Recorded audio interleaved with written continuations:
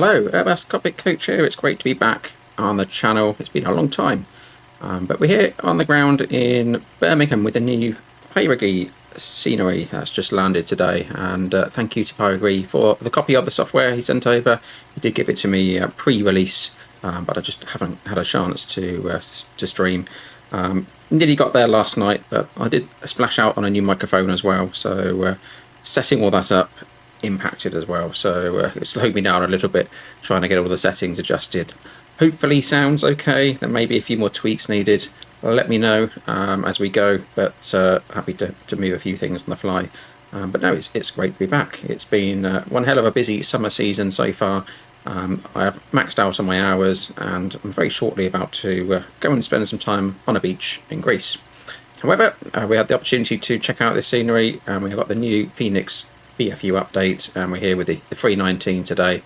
Not the Sharklet version because it's a bit of a fictional aircraft, but it does exist, but we don't really see many of those in the real world. I certainly don't really fly many A319s with Sharklets, so far I don't. So this is what I would be flying in the real world. So keeping it real today. So we'll start off, we'll check out this fantastic scenery that Pyreegue's put out and launched today. It's available, I've seen it on the Contrail store, so do check it out if you want a copy. So we'll jump in, we'll have a look around because it is a really good scenery. It is an airport I operate from occasionally, usually from a standby point of view, and it's usually the 321 Neo I would operate from here, keeping my hours up on that, but I have been around it already. In fact, what I'll do, let me show you just the performance as well. So we put developer mode on. Let me just come into the settings here. And we'll go and get developer mode on. Just so you can see the FPS as we go around.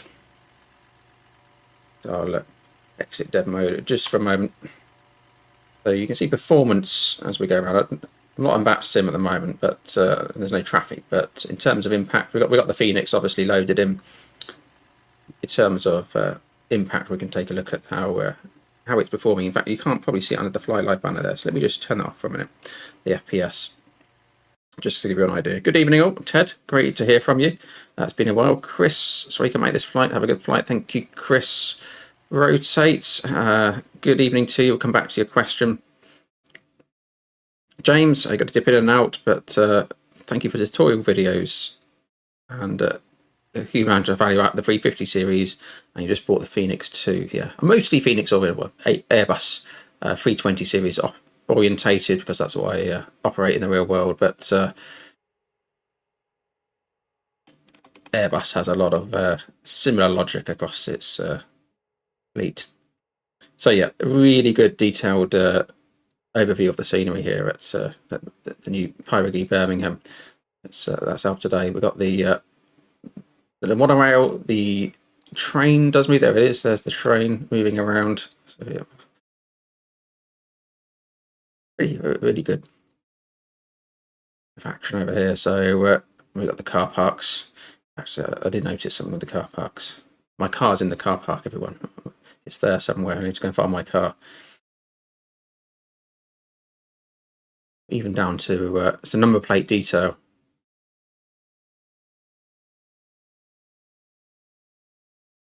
Yeah, I was going down here looking at cars, and just think, even the number plates. We've got the British number plates. Even got the electric badges on them. I'm just looking for my car.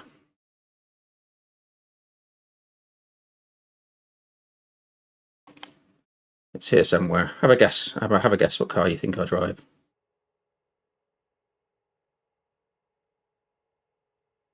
Oh, here it is. Here it is.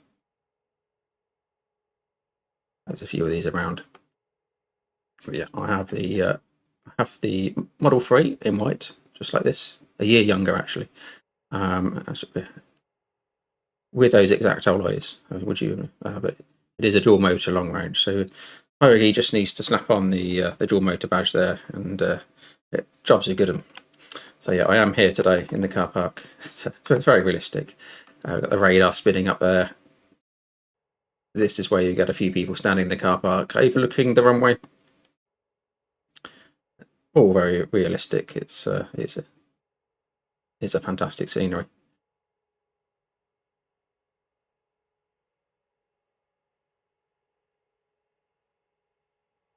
Bit of police action here.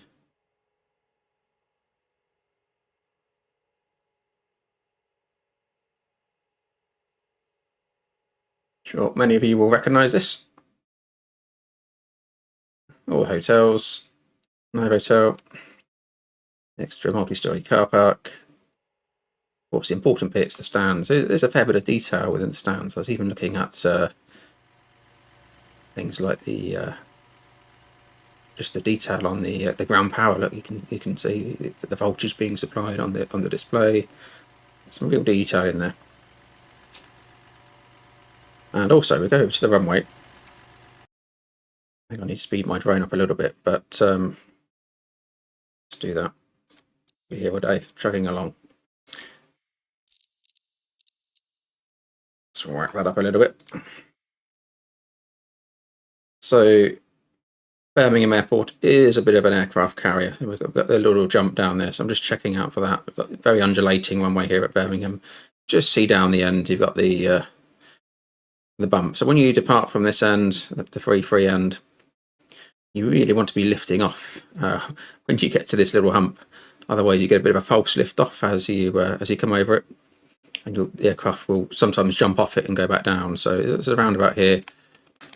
You want to be jumping with the aircraft because the runway dips down. That's certainly when you're in the real aircraft looking down one end of it. It's very noticeable. You think, oh, this is going to be a bit of a roller coaster. So it's a very good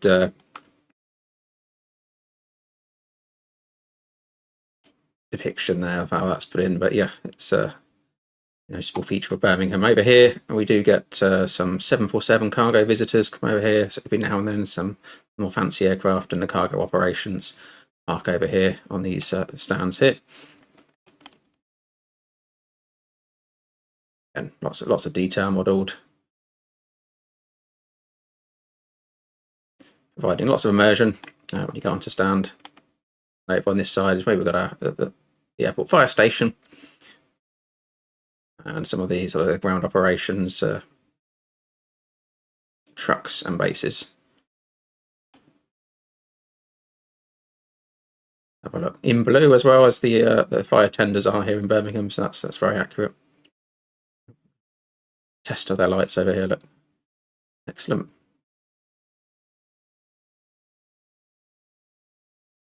Police there as well. There's a really good detail.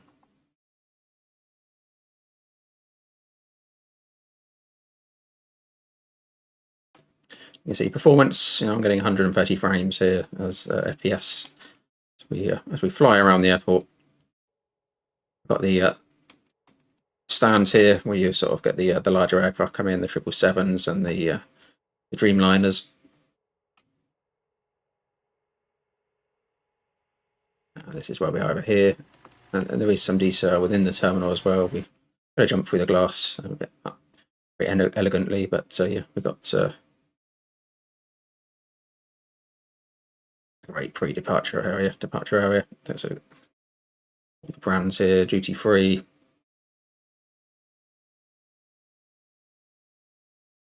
Spire Lounge, all bar one. There we go. So yeah, really good detail, but also really good performance.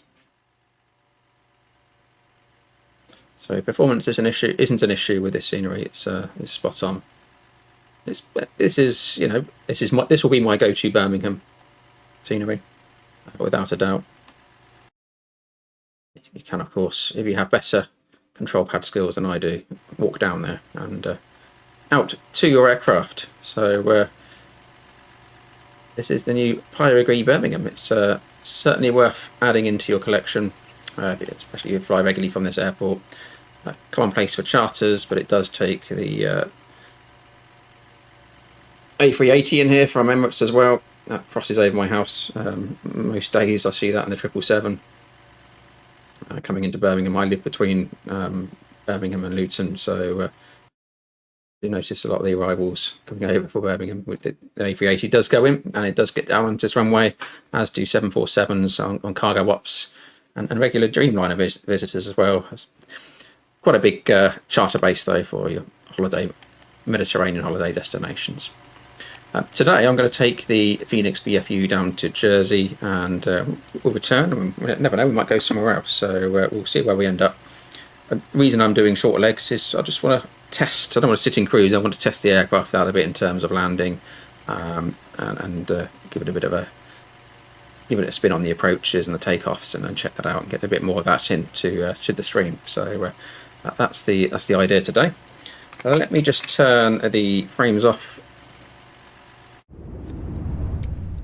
Just going to developer mode back on so I can do that. That's not in your way. Exit dev mode, back.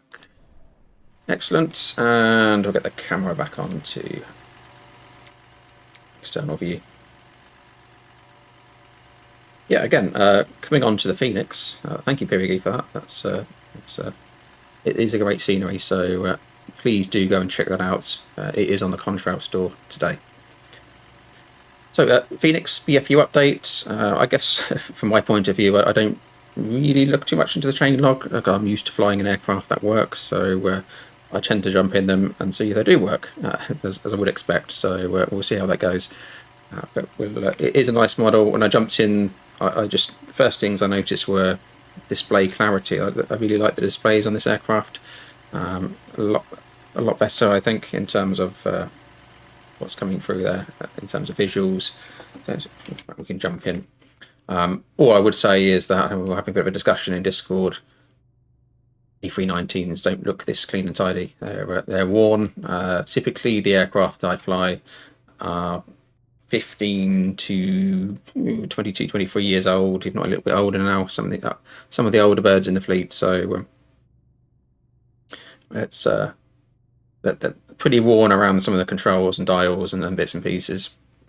And they're of that age where sometimes you'll notice a box has been changed out. You'll have a shiny new box surrounded by lots of old worn away features in the aircraft. They do look a bit hashed together. So not as clean and tidy as this one, and not as new looking, but it's I get that some people don't like that in a simulator, so it's just finding that balance. Right, we'll fire the sim up, and we'll fire the aircraft up, sorry, and we'll get underway. So, battery voltages. Power on. Come on. Do let me know if sounds are okay for you. I'm still tweaking around with sounds.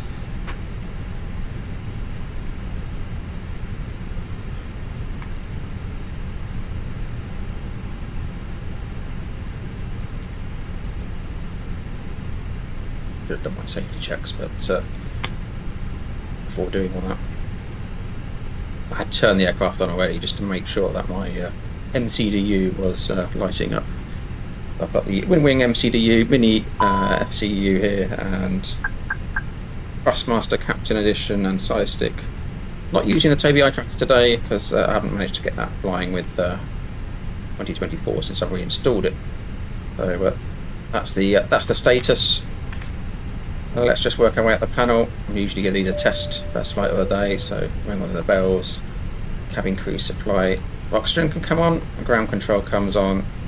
We check the CVR test now.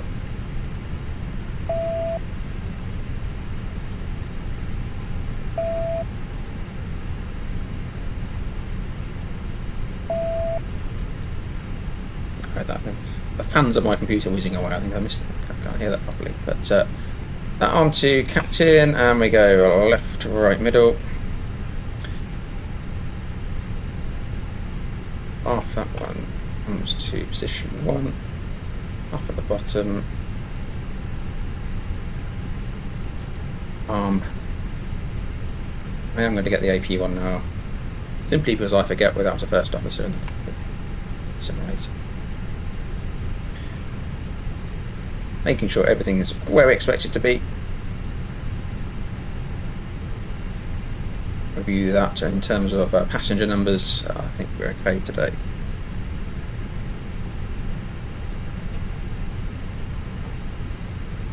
Start the APU. Okay though.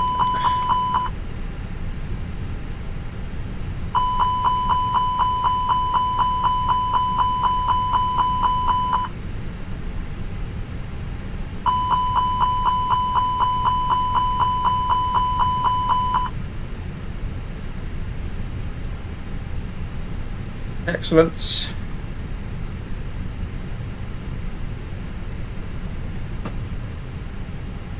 Always make sure the controls are moving before you get too far down the line. So we've got pedals and we've got side stick motion as well. So nothing worse than getting away from your setup and realise you've got a hardware issue, connection issue somewhere.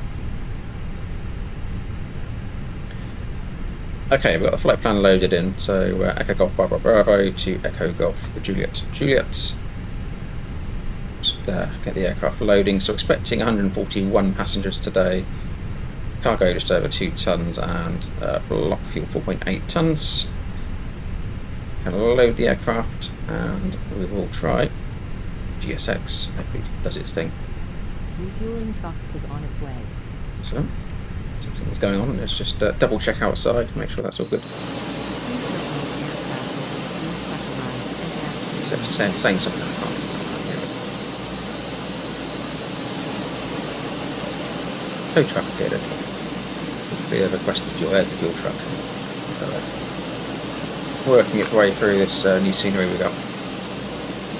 Following the roads nicely. There's a profile that came with it from GSX. So I've installed that. Look at that.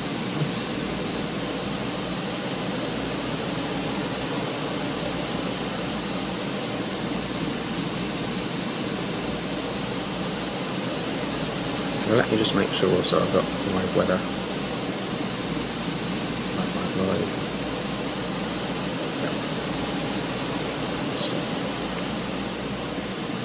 Excellent. It's following the markings nicely. So the profile there.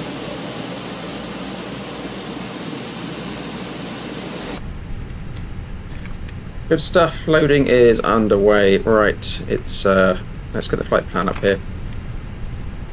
We can do some look doing. So today we're going to be easy 54 Yankee Juliet, cost index 30, cruising at flight level 250. We're expecting the temperature to be -33 forecasted. We've got a tailwind component of 36 knots, nice, and expecting a zero fuel weight 55.3 tons. We have an underload of 3.1 tons, that's important to consider, so we could take on some additional last minute luggage, cargo or passengers if we needed to. Limiting factor today is the zero fuel weight, but so we're well under that at the moment. Departing Birmingham, runway 33. Level 1 Juliet into Jersey, runway 26. Please use your airplane fuel system to set the desired fuel quantity. Now we're fueling. There's fuel going in. Excellent. Right, let's come down into the box then. I am going to do a bit of a wind winging in my.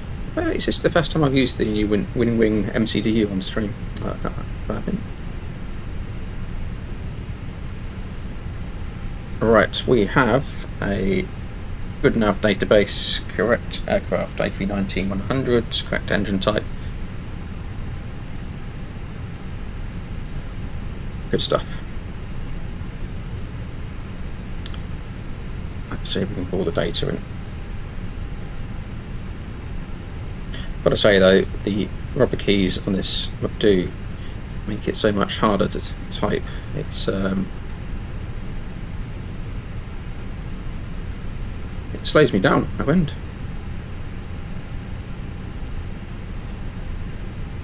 Index 30, 250 for the cruise, -33 degrees. That's gone in. Ground temp currently +17. And we're up with the tropo pause today, 32. that in, and we'll put in our winds. It is faster than the mouse, but not as fast as the real world. DJ Gaming, good evening to you. I saw your message on the Discord. I'll come back to you on that. But yeah, good evening to you. Thanks for popping in to say hello on your work break. Hope you're having a good shift. Okay, hold on that.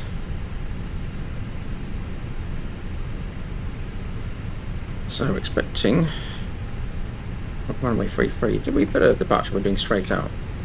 Boarding requested. We're going straight out Compton. Okay.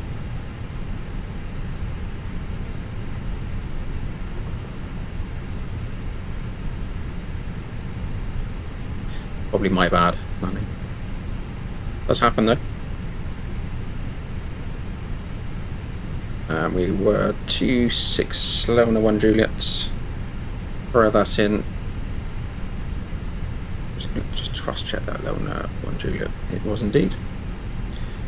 That's in the box. 220 is the mileage there, and we were 242.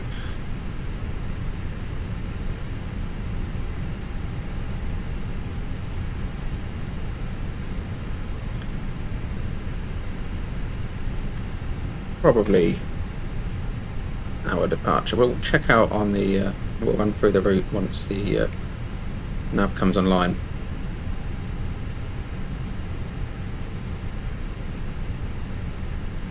Just to understand the difference, but it's most likely to be on the departure. Well, that's it.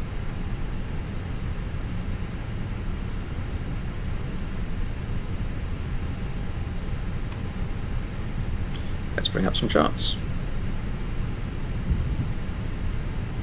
I forgot my usual starred charts. Where do I get those?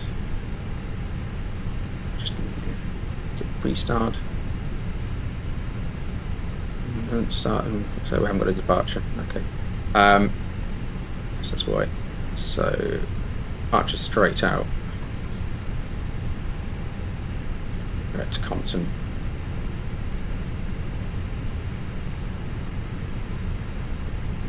So what I'll do a stop climb of 6 in there.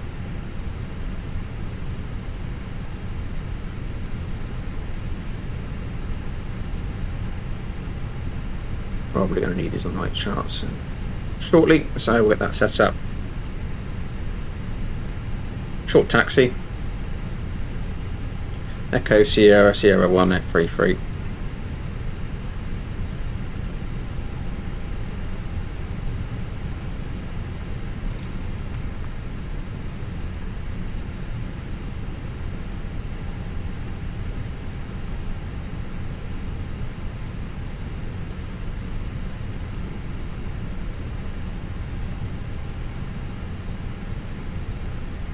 We've got Bravo, 326, 25 miles. I think we can now do line select first key. We can, so that's realistic. That's an improvement.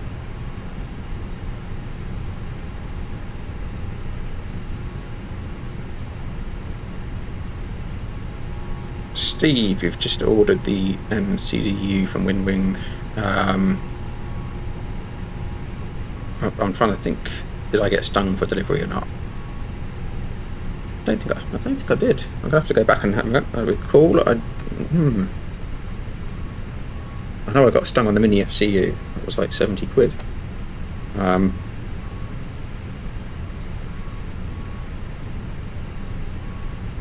then we'll do. I don't think I did. I'll have to go back, check my records on that.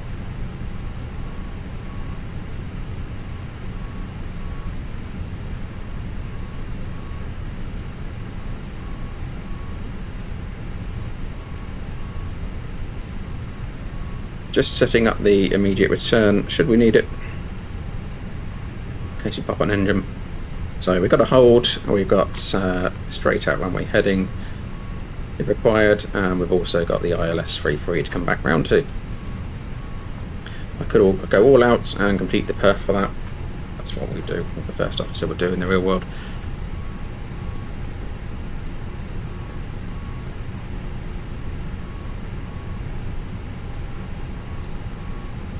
If it was, Steve, it certainly wasn't mini FCU levels, so I can't remember it. I remember the mini FCU being cheesed off about that. So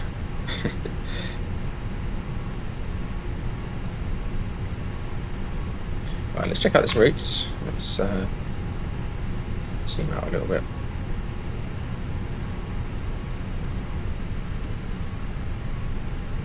I think we need to have that screen there for the mini FC.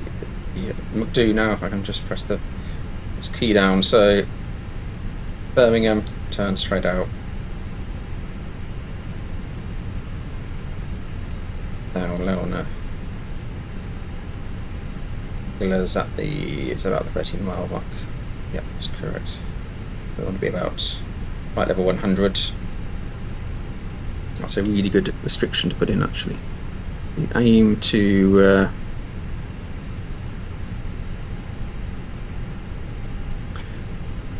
if you put in our own restriction, altitude constraint, flight level 100, at that point. So I'm just throwing that in my there we go. So a tip I mentioned on quite a few streams now, if you're shooting an approach, flight level 100, 30 miles out, 250 knots, and you'll be good for any of the approaches. It gives you a good time to get down and ability to reduce the speed. So using that as a guide, so I put flight level 100 in at Anglo, which is just about 30 nautical miles out the aircraft from the airfield. Now Leona does have a restraint that should be in there. I think it's like 100 from memory.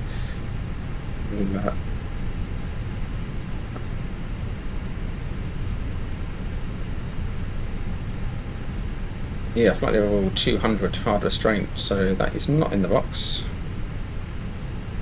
Should be. So this is what makes getting down into Jersey sometimes a little bit tricky, and lots of speed brake action. Because if you look at this, you have to be at flight level 200 there, at, not above, not below, at, unless ATC clear you otherwise.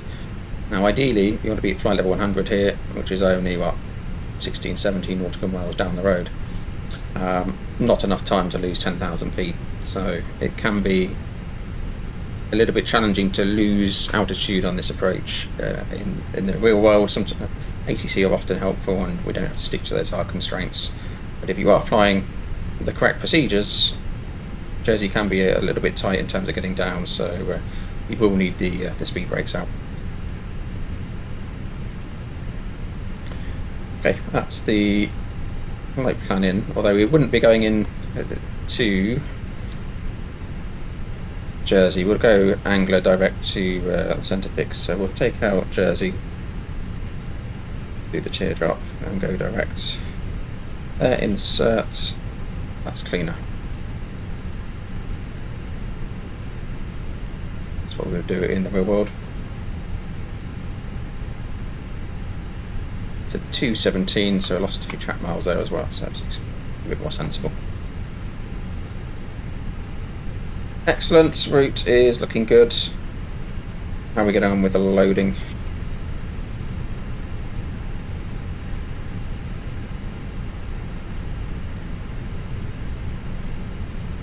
Cargo's in, fuel's in, just waiting for some passengers. Is GSX waiting for me to do anything?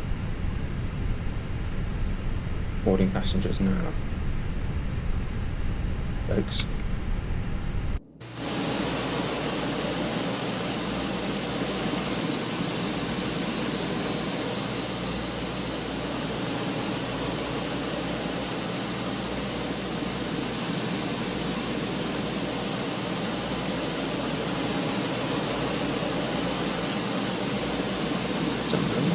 Who's this coming up? Ah, there we go. Just guiding him out. Coming down the stairways correctly. It's all been mapped out properly for GSX. That came with the scenery, so that's great. Here come our passengers. Excellent. So Good evening, passengers. All flowing in, all 141 of them, hopefully.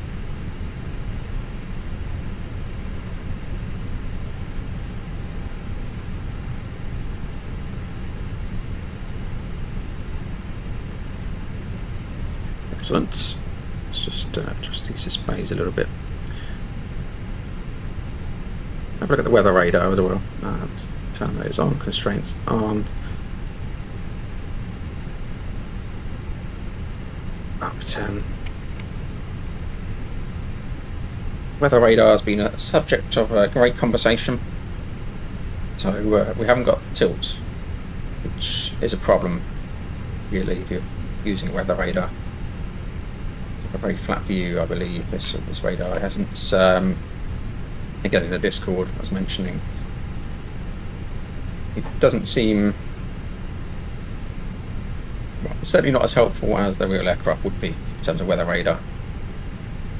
So what happens with the weather radar? We have two beams that stand out in front of the aircraft, one above the other. They basically use the information of both of those beams to provide our image. Now obviously they sort of look up, look down a little bit. Obviously the tilt is normally adjusted. In terms of correct settings, we would fly with multi-scan auto. You've got the ground clutter screen and auto. Would have this in the calibrated position, which it is, and either system 1 or 2. Typically, you'd want to see all the hazards around you, so you'd have it in the option that gives you the most information, and predictive windshield would go into auto as well. So I know a few people have been playing around with the gain. Calibrated mode, it's the Airbus calibrated mode, gives you the optimum setting for your display. It takes into account seasons, the altitudes, the time of day, in terms of getting the best image on your weather, or the weather around you on that screen in front of you. So that's usually all I use. I very rarely would come off that setting in the real world. Now it is possible, because the radar does have two beams that go out, so the first officer side you can have two different views. So one can be looking further ahead, so if the first officer was to have the weather radar system 2 over here looking further ahead, so plus 160 miles, you'll have one beam optimized for that. And if I was looking short view over here, 10 or 20 nautical miles, I would see a different, the beam I'm using, so the beams won't be a joined up image. It would be one for the first officer, one for myself here on the left side, and they would provide different optimized settings for the view that we want to see. Below 2,300 feet AGL, the weather radar is in short range mode.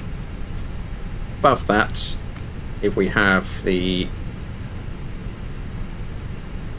range up here below 80, it's in short range mode.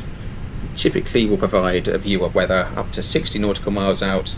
As we extend out to 160 or 320, the weather radar would move into sort of long range mode, and typically you would see weather 80 nautical miles and beyond. Sometimes further, depends on conditions. Lots of chat around, I can't see weather where you expect to see weather. I have had one test flight in this aircraft, and I've kind of concluded that it's not particularly accurate, and I imagine that's a Microsoft Flight Simulator setting, especially if we haven't got tilt on the beams. It's essentially a flat view of what's ahead of you. But it's nice to see it develop. It's come along, and I'm sure that will continue to move along. Right, almost all our passengers on board, so we're doing well. One more to sit down. Excellent, the boarding complete, thank you. Right, so I've got the fuel in. So seatbelts will come on.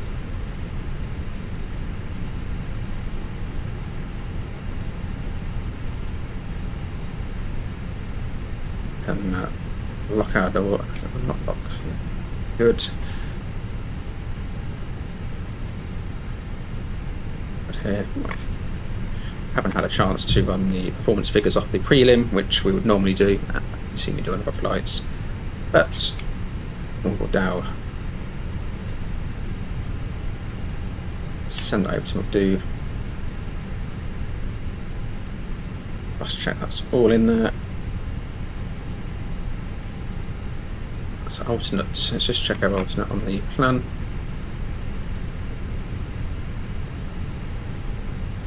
Alternate of Heathrow. Why has it done that?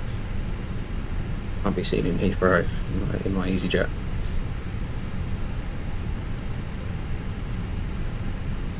Anything but that. They're going to Heathrow as an alternate. There we go. Right, let's come down and look at the fuel quickly. So alternate is 1.6. We got 2.1, so we'll just update that. 1.6 does sound correct from a distance point of view. Typically you would burn 1.92 tons of fuel from Birmingham down to Jersey, so 1.6 to Heathrow seems sensible. Route reserves correct. Taxi to final time, half correct. Block 4.8, fuel on board check is just shy of 4.8, APU's on, and we are balanced minus APU use, which not an issue.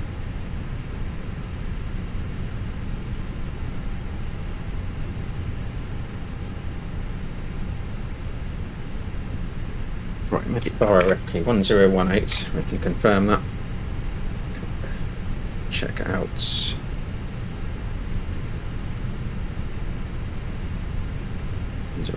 Indeed.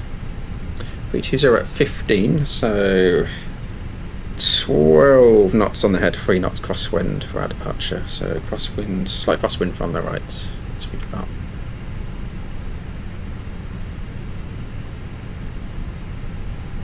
Andy, good evening to you. I'm very well, thank you. Just as I was saying earlier, it's been an incredibly busy summer.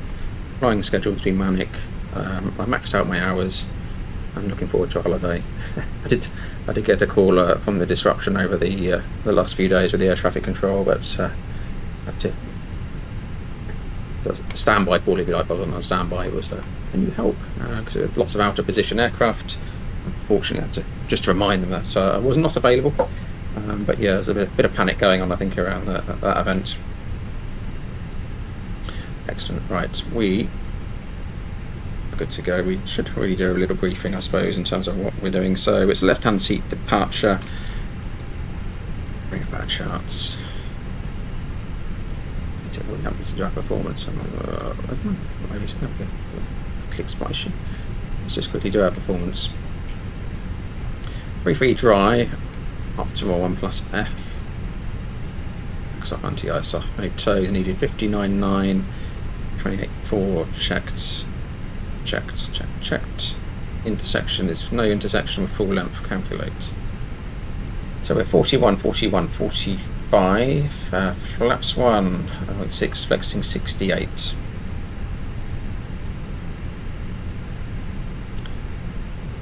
And we have, that's new, isn't it? So we've got the stop margin 616. So that's a new feature of this update.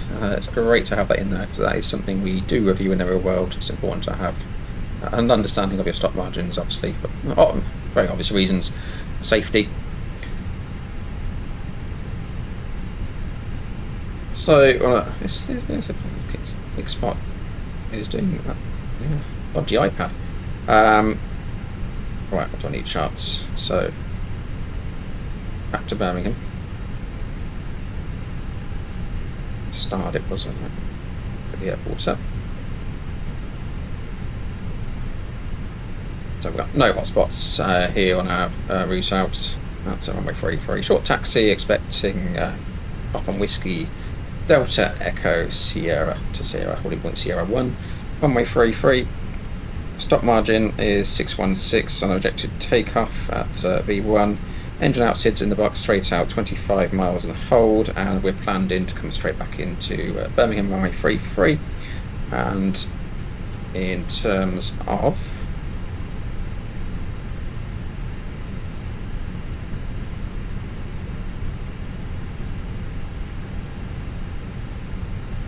yep, so we can accept landing at the weight we're at, no problems coming back into Birmingham.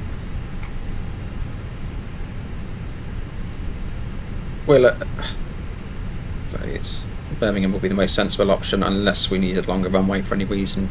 Weather's decent generally around the country today, although we have storms moving in the north over the weekend, so I want to keep an eye on anyone flying in the Scotland area, Sunday into Monday, look out for the winds up there. So no non-standard ops, except we're flying a new update with new scenery. We were not on VATSIM for this one because I tried to get a stand. To be honest, everyone's in Birmingham today, checking out that new scenery from Pyreegue we checked out earlier. Worth getting.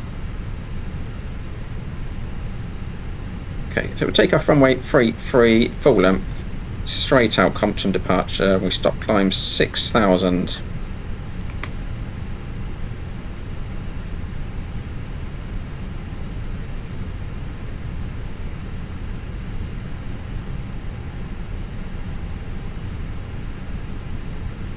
Yeah, 26 is 25, 26, 26 MSA. It's only about 2,500 with program memory. We'll be good around the airfield. So 2,200, 25 over there. So call it a base of 2,200 MSA. In fact, if we throw that in,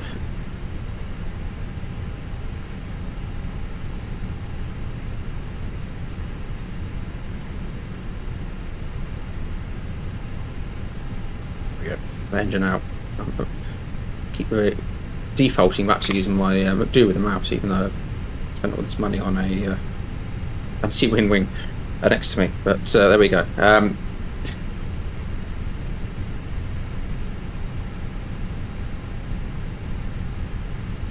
Andy, if you get one in the ATIS, use what's in the ATIS. That will override. That's coming straight from ATC. Lee, good evening to you. Great to hear from you. Been a while. Sorry, I've been absent. Been also just amazing how many things you turn your computer on, blow the dust off. How many things have changed and need updating. It's hard work. We're about to find out how the BFU update is, but all positive so far. Right, extra fuel and time. 60 minutes, half a ton, that will improve slightly. We'll drop in. I'm happy with that. That's enough for another go around Jersey if we need it. No frets. Real fret is probably my settings, if anything. Does anyone know, has Fenix updated side stick settings, or are we still going neutral on axis? That's one I haven't checked, and I have defaulted to neutral. AN, I'm going for 2.2 because that's the lowest. Oh yeah, that's the route out on our track, I believe that's what it is. But you're right, I suppose if you're going safety conscious, completely safety conscious, 2.6 would make sense, absolutely. Good shout, actually, 2.6 would make more sense. So I thought about it in my head the wrong way around, so we can put 2.6, and it was 2.6, was it 2.5? 2.6 from memory. We'll go 2.6. That would make more sense if that is the highest there. So it's a good catch. This is why you have first officers, and Chat's replacing that for me today. Andy, you didn't change your settings? Good. I have. So I spent ages trying to make it how it was in the real world, and as close as possible, and sort of got there nearly, and now I've just reset them all again. So we're probably going to break our backs on the next landing. So we'll see how it goes. Right, we should really be moving out here. Passengers are getting grumpy, but no non-standard ops, no threats to discuss. Briefing complete.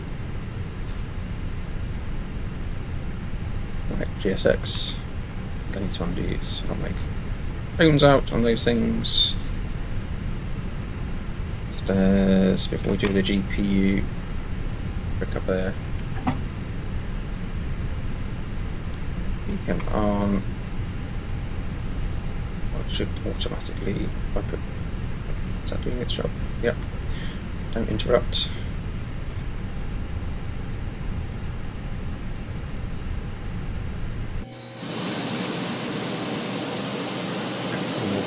Position. Hello, Captain. We are ready for pushback. Excellent.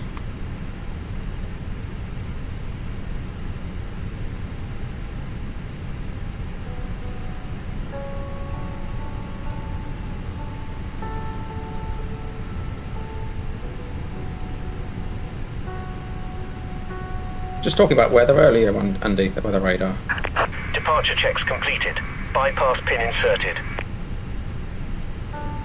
You may want to skip back because gave a bit of an assessment on the weather radar. And what you should expect versus the real world. Lee, you didn't pay any extra tax. I thought there was no extra taxes. Locking gear. Although I'm in the FCU one, came through about 2 months later. I was like, what's this? The 70 quid bill, what's this for? Fed up. Yeah.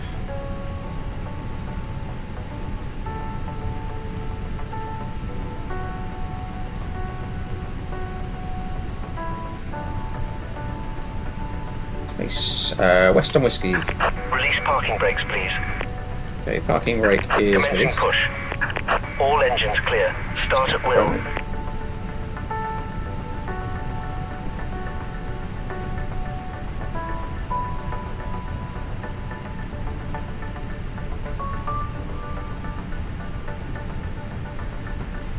Have another play with the Cabin crew, arm doors and cross-check. radar in the air. So we want to be clear of stand, this line here, before we start the engines. When the engines pass that mark, we have been cleared to start them.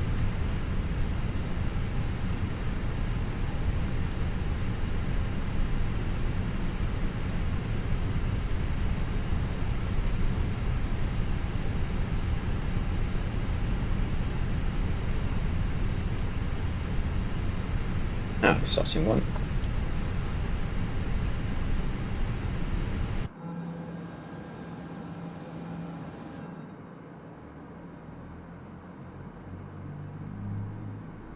Ladies and gentlemen, please observe the cabin crew member closest to you as we are about to demonstrate the safety features aboard our Airbus A319.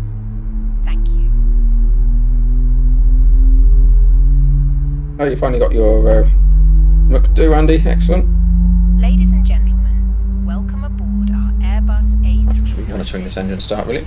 Please pay attention and crew instructions, including the following safety procedures. I'm getting slightly a blurry feel to my digits every now and then on Information about exit routes, oxygen the FCU masks, and life also jackets, the radio panel. and the brace Screens over. which you must Engine one's adopt. available, starting to. Brace, brace. There are 8 emergency exits on this aircraft. The cabin crew are now pointing out the exits nearest to you. Please be aware that your nearest usable exit may be behind you. Emergency lighting will guide you to an exit.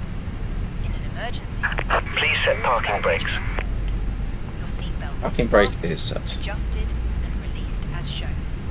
It must be fastened whenever the seatbelt signs are on. We recommend Good quality, but slow to type. fasten That's from at keyboard. all times. If the air supply fails, mask. It slows me down 50% versus Pull the real mask world, this towards you to keyboard, start so the oxygen. typing away. Put the mask over your nose Easy. and mouth. and Push that bit breathe. firmer for each key. Hold the mask in place. Alright, engine 2 Strap. though. Pull on each side to Unlocking adjust. gear. Put on your own Acceptable. mask before helping others. If we land on water, take a life jacket from under your seat. Remove from the pouch and put it over your head. Pass the tapes Oh, around let's your do waist terrain and over that click side. together. Pull the strap Tow to truck adjust. disconnected. Bypass pin removed. Inflate the life jacket inside the aircraft. Left is clear. Right is clear. Inflate it by pulling the Normally top would wait for the ground crew to be out of the way before we put the weather radar. Blow into this tube. Checking out for that hand signal as well from the ground operative. Sometimes we do not see that. Out there, you see, so yeah, we have got somebody waving us. He's behind that pillar. Armrests down. Window blinds open. Alright, I'll get them out of the way. System Further 1. information So look regarding at calibrated your modes, can be found also in the GCSR multi-scan, also is what you want. Hope you have a great flight.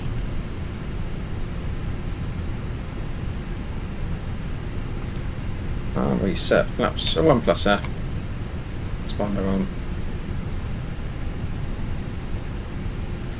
Flight control checks.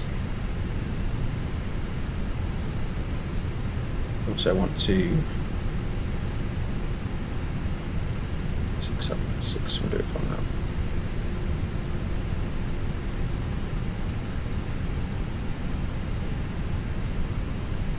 Green band's what you're looking for. It's important. Okay. Pull up. So you're checking controls here, checking primary flight display, and also obviously free movement of your stick. Pull down. Neutral. And the first officer will be monitoring that through on their side as well. Pull left. All right. And neutral. And the rudders, slow on the rudders. You don't want to bang the rudder at the tail of the plane. It doesn't make a noise. Slow progressive movement. All right. Pull left. Cabin crew, seats for takeoff. Neutral. Now that has identified a little bit of a problem for me in terms of people sticking behind my pedal. There we go. Real world problems, everybody. That's flight control check complete. With that, we can arm the auto brake. But I will knock them out. My small things, I'll keep the spots. Excellent.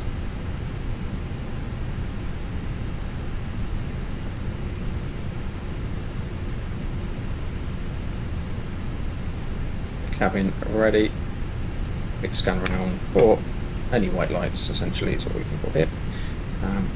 Get the taxi, the light on. I'm just going to throw a few bit of backlighting up now.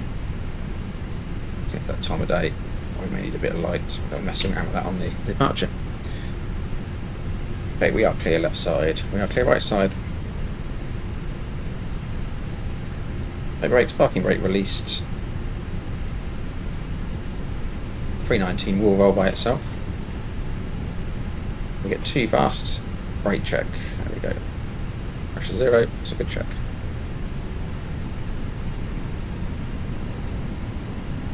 Now my nasal steering isn't particularly great at the moment with this, so it needs a bit of refinement.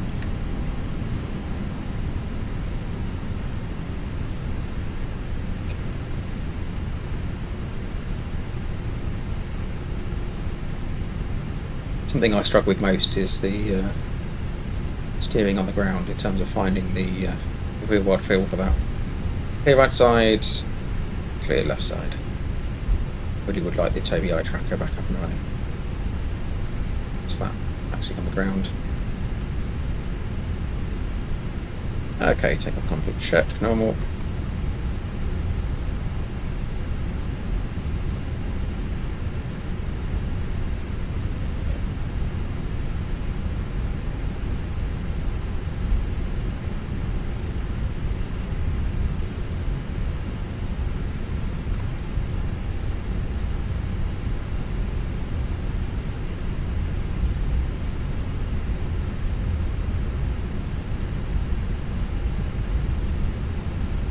I'm getting lots of requests from hardware producers, developers, sellers, wanting me to review some of their panels. I'm not sure that's something people are interested in, but I'll throw that one out there.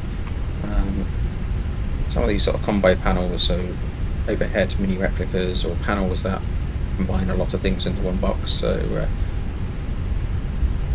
if that's something of interest, I'm happy to dive into that world and explore some of that for you.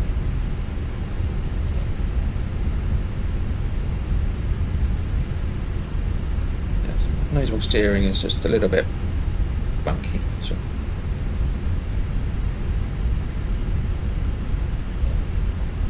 engine warm-up times coming up. That's excellent. Cabin crew, seats for takeoff, please. Seats for takeoff. Switch out the chrono there.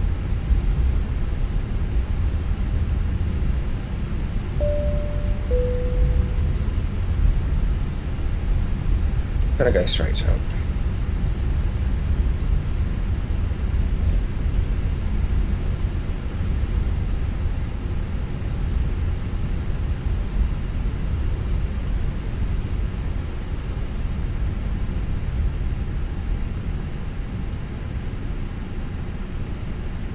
Trying to reach down to my TCAS, as well, TCAS on.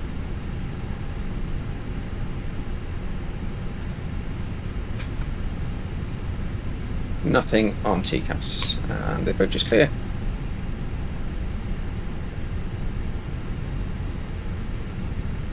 Runway 33 confirmed. Max 1 and 2 off. T8 RA set.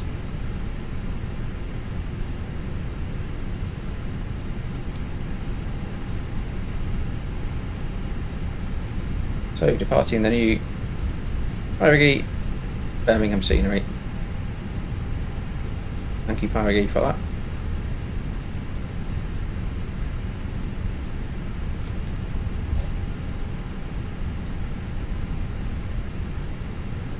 There.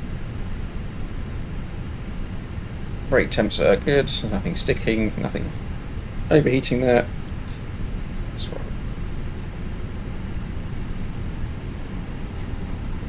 Models 50%.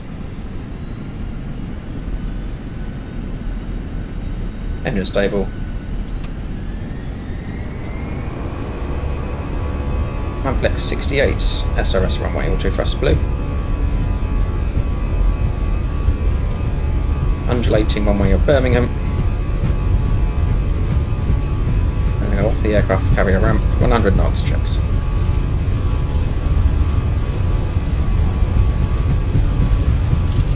This is where you want to be at that second ramp. Just coming up, V1 rotate. Just went down it there, so.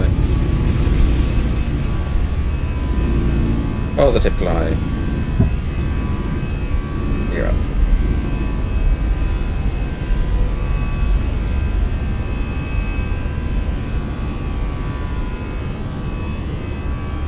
On the flight directors.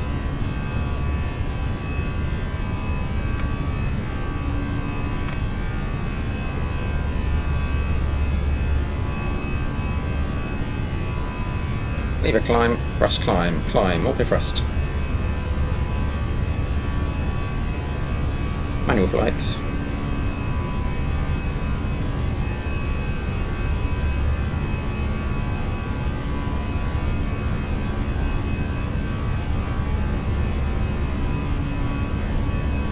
Speed checks, flap 0.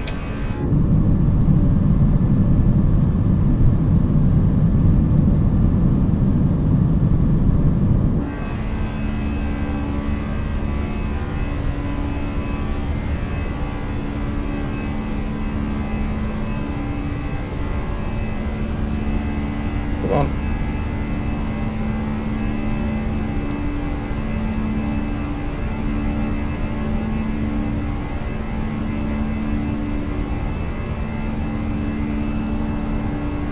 I'm going to put 250 into the FCU, using my mini FCU here. Standard. Let's cross check, passing 4 now.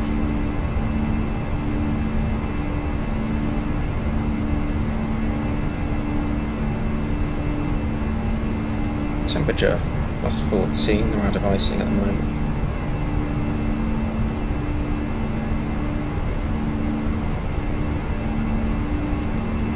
Landing lights off.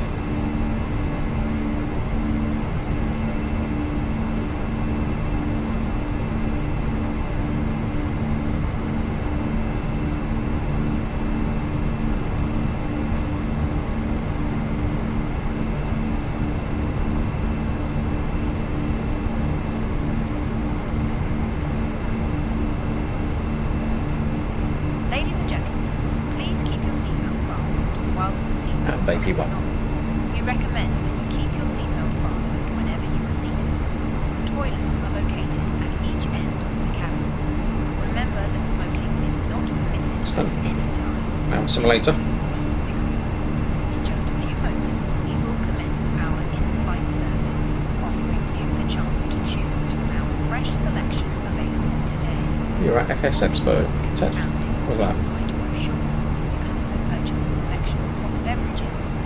Was that the US or was that the European? I can't think what's out there recently in terms of events. I did hear about little bits of it. Where have I flown to recently? Probably easier to tell you where I haven't flown to recently. So we're passing 10. So some airports on. Tied up our box, so we didn't put anything in the red nav.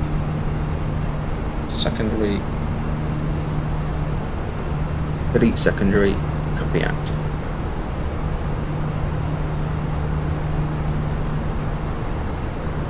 Optimum 370, just a quick check of the altitudes there, and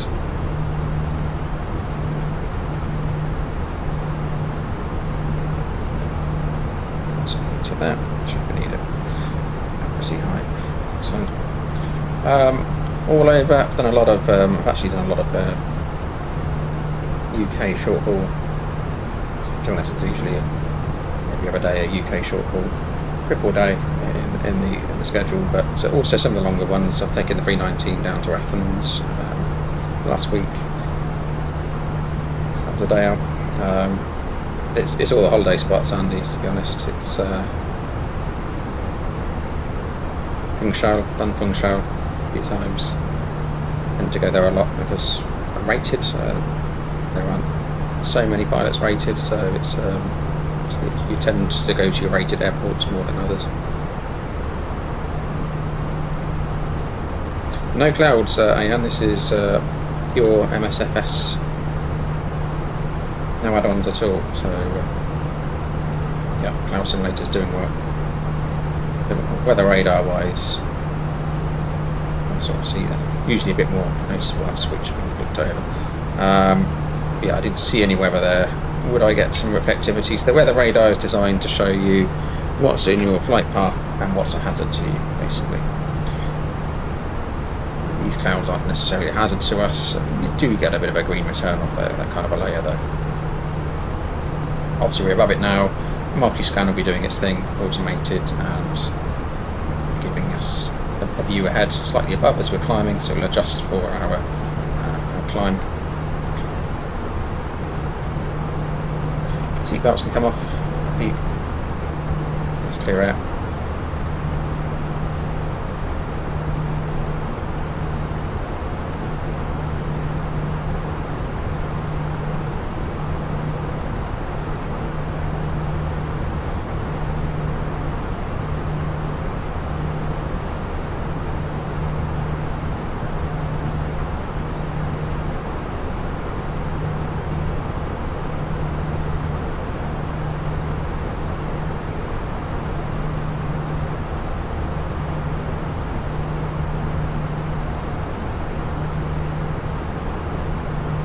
Problem with streaming in the summer is your room gets so hot. I mean, I have nearly come to stream, and this isn't good. You know, it's not a particularly warm day today in the UK, but it's still toasty. It is really getting hot. The new graphics card really does make some heat, but also gives some fantastic visuals. Let's have a look outside.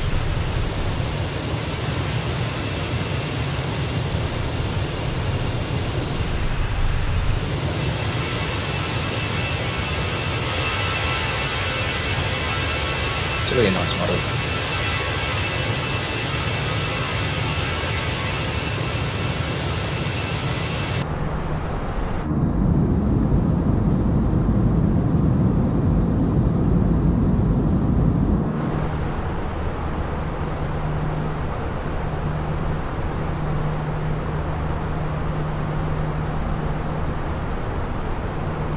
Yeah, Lee, you mentioned her name is an easy captain.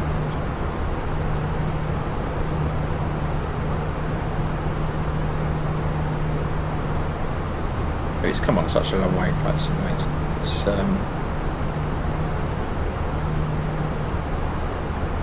It's a great product, and the add-ons, the work that Phoenix are doing just to bring that extra immersion in, and all the sort of AI enhancements you get now with sort of the ATC.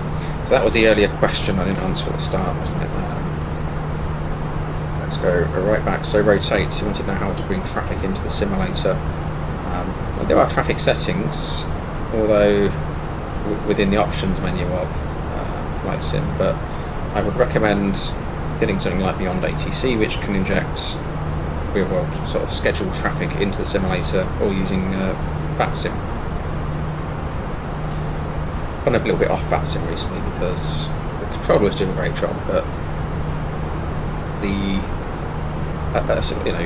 generally a lot of controllers are actually, I think, real world pilot, real world controllers. very professional, but then the responses you're getting are garbled. It's ruins the immersion a little bit. So coming out of the real world into the simulator using VATSIM, for me it detracts, whereas I suppose if you're not a real world pilot it would add immersion because you've got the real controller to speak to. So yeah, one of the AI packages beyond ATC I use, I've showcased that on stream, will inject really good traffic. It's based on real world schedules, that kind of thing, or you can just add it in.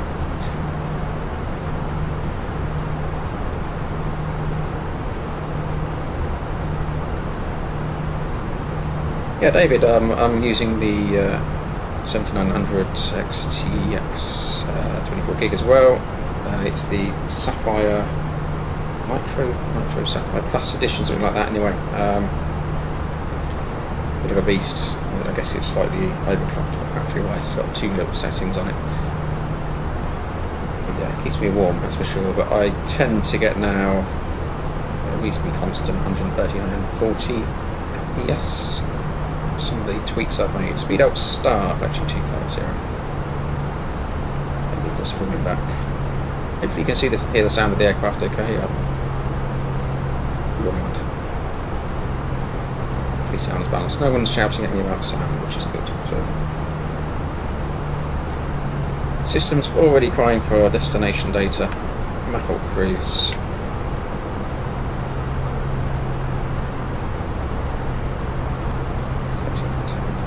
320 at 10.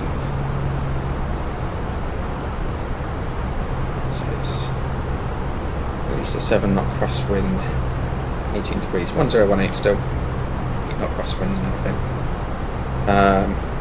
5 on the nose.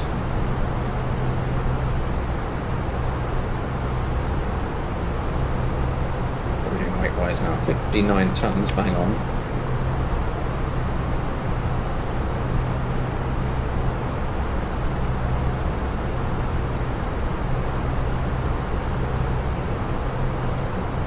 .37, 58.1, that sounds good actually. Fine with that.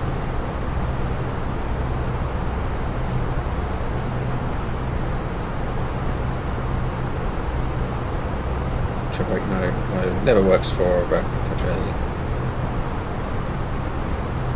Planet with no idle reverse. We can throw in full reverse if we need it, but medium water brake should do us fine, especially in the 319. Is on. Right, let's punch some data in here. So 1018, temperature 18, so I'm doing this in my wing so I can. Look at the display, this is the advantage of it, you can't see it, but I'm typing in my winds. And the minimum, so that's for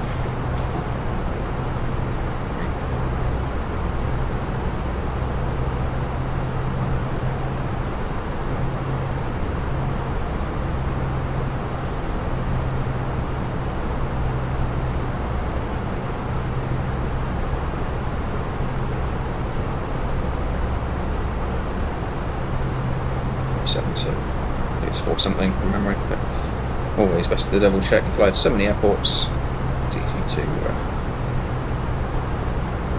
presume you know.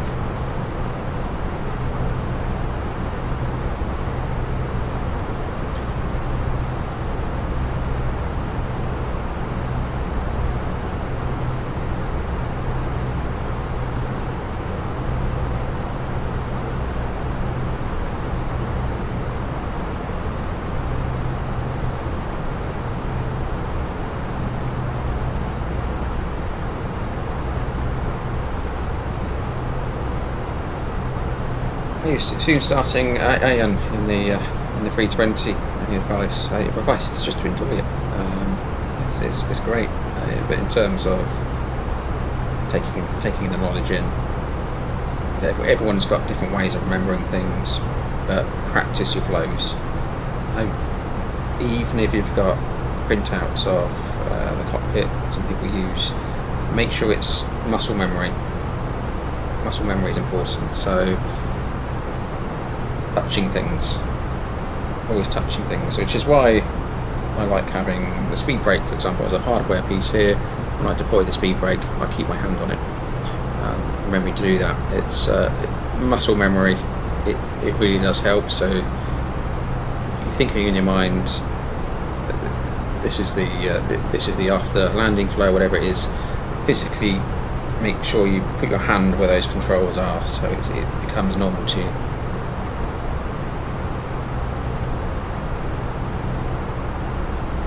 And don't jump into the PMDG 737, because that will just confuse you. So that is actually a valid point. So that is something I'm worried about. If I was flying regularly Boeing, for example, in the simulator, jumping into my day job, that can harm that sort of memory and that sort of routine of what you do.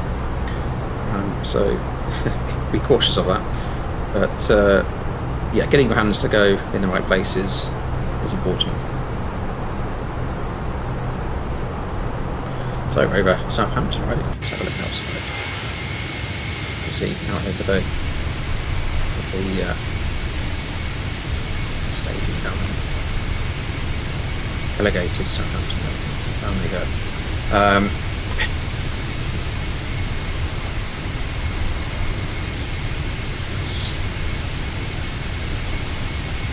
Nice evening for flying.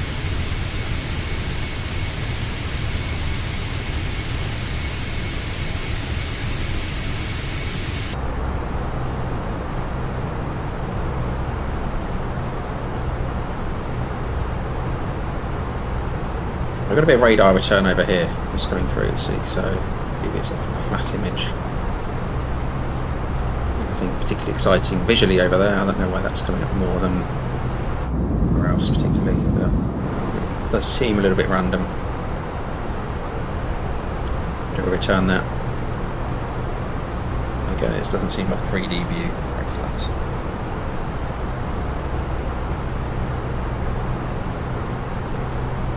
Remember, turbulence is magenta, so turbulence spots when you have weather and T, so turbulence or hazard on, is the magenta you're looking for.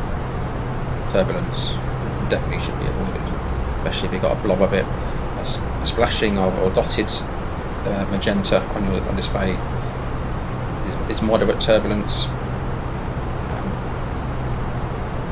Maybe it's speckled, but if you've got dense blob of magenta, you don't want to be flying with that.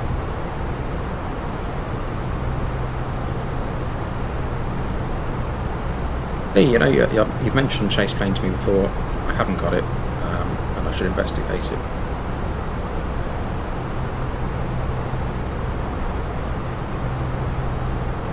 I guess there's so many things you have to update, especially when you're streaming. So it's all these things you have to make a thumbnail, you have to do a bit of artwork, you have to sort YouTube out, you have to Streamlabs, you have to then update everything, hope for the best. But yeah, it's, I guess if count the number of things I've got open and running now, it's a bit ridiculous, but it's probably why I'm so warm in this room. So yeah, but I do appreciate there's lots out there that can further enhance the simulator. I should check some of these things out. I'm very into the hardware though. I'm keen to check out some of these panels.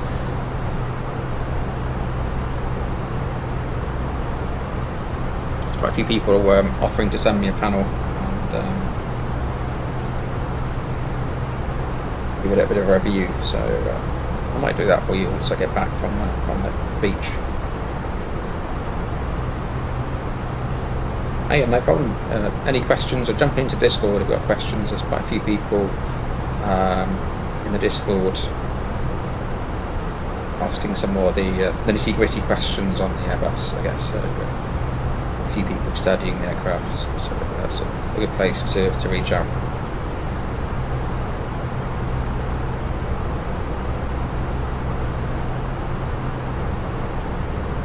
You're given a stream deck, Ted. So I just bought this Elganto microphone, which is 130 quid's worth of microphone. I just thought they also make the stream deck, and the software's all tying together. I think Stream Deck's next. guess my forte isn't streaming, but it's more flying an aircraft. But I need to improve and get the right tech and things, and make little improvements here and there. Stream Deck, I think I'll put that on the list when I get back from Greece. So at this point, we'd probably start going down if air traffic control were being kind to us, and they'd normally clear us through the Leona restriction.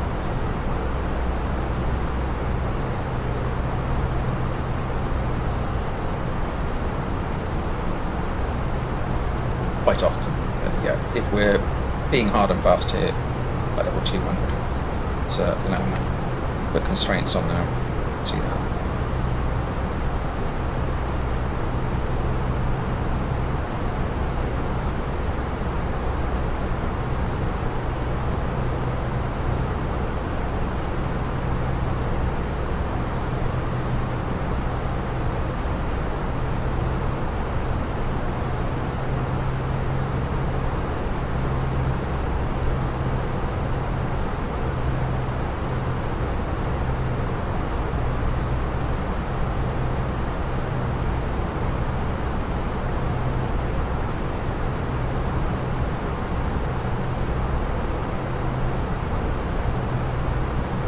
Hold your finger down on the all button here, scan through the pages, just look out for anything that's suspiciously abnormal. Get so used to looking at these displays, things usually jump out quite quickly.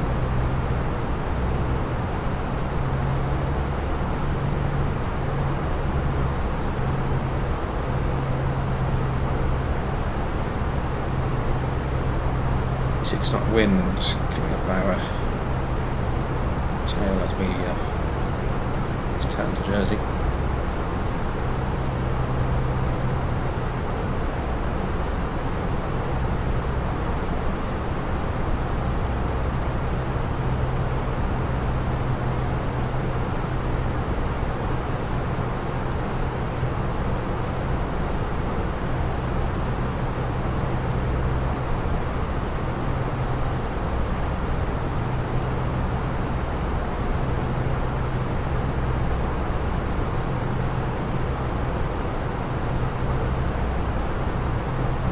Hopefully it's loaded in my Jersey scenery. I have bought a Jersey scenery at some point, so we'll see if that's been thrown in.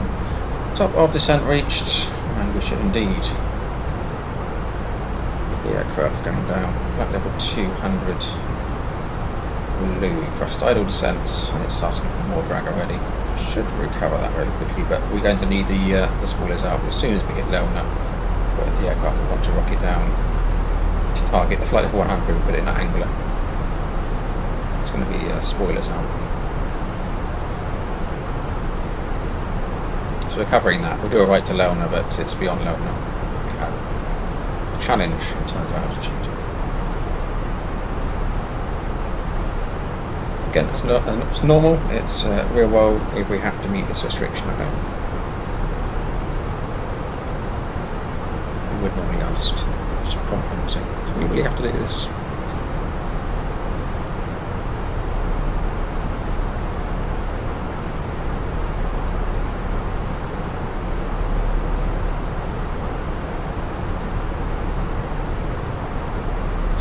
Myself what kind of a stop margin we had for the arrival to give you that now.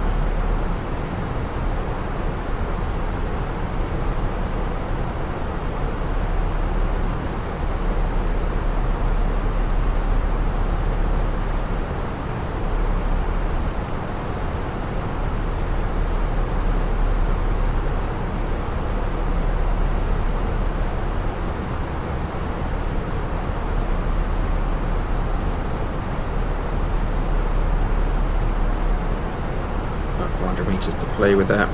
Level 200. We keep going down, so I'm going to put 100 into the box now. Level 100 blue. Hold constraint speed. Just clear at the moment. Descent. Now it's going to want the spoilers. Speed brake deployed. Keeping my hand on that, that is more practice. Simply so you don't forget it's out. You have the reminder on the ECAM, but it's good practice to do that.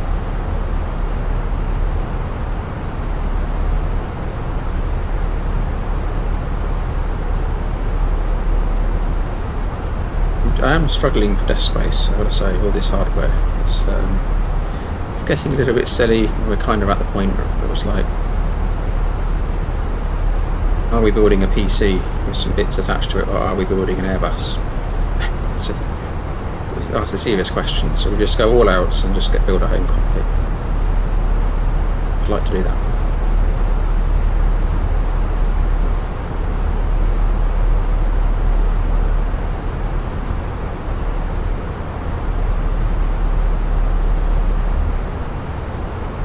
More drag I can give you. Well, apart from our landing lights, of course, we can always spread those out.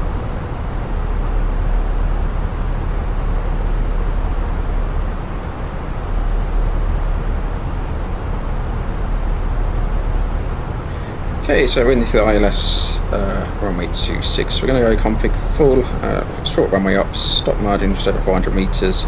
We plan for idle reverse, obviously we've got full reverse thrust available should we need it, and use of auto brake medium. That's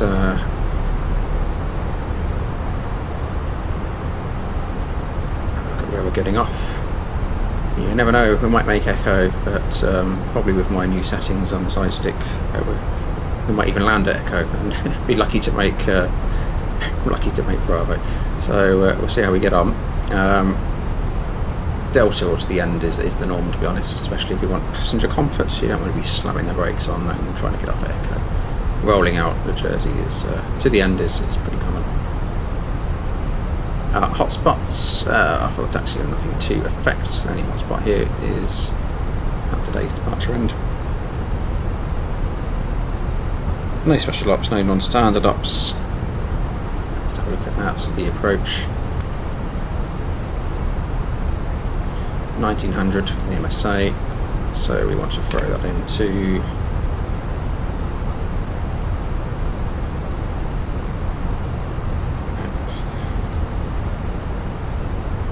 engine out. Acceleration on the go around should it be required.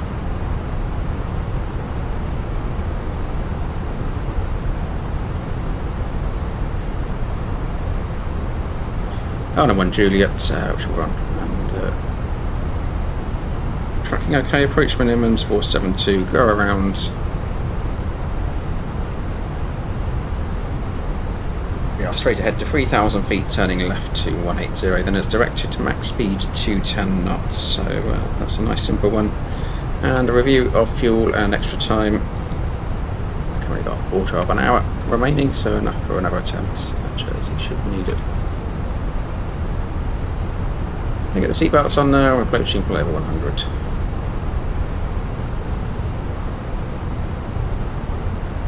Cabin crew landing in 10 minutes.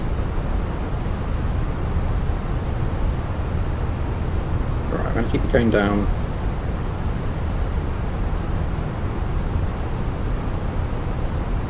$2,000 is the platform altitude, so we'll target that.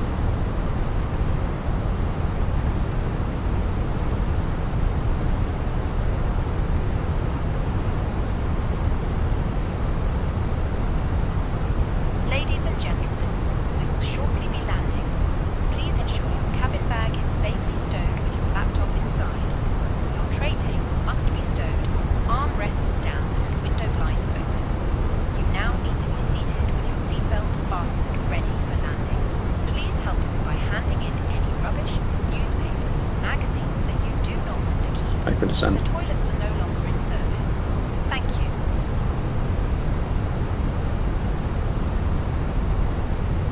And we do unfortunately need to slow the aircraft down. That will affect our rate of descent, so this is where it gets tight in Jersey. No, that's the cabin talking on the Phoenix standard setup there.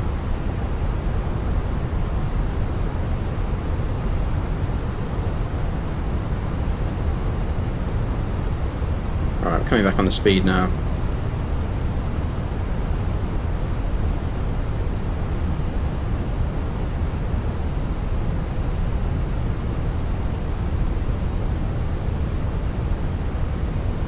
Gonna go back to do on altitude. Uncommon to request a few more track miles here if you're in this scenario. That's what you need to do in ATC if you don't think you're going to get down. So we're bringing it back down to the green dot now. Thank you. There's our cabin. Hello. Hi, Captain. The cabin is now secure for landing. Thank you very much. See you on the ground.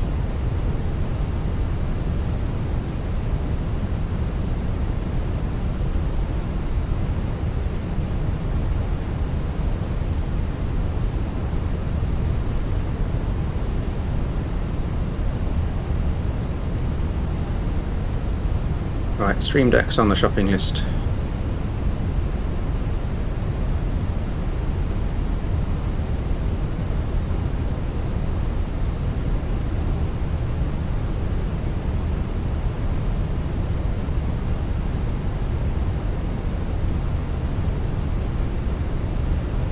One 0.3 checked, cross-checked. 62.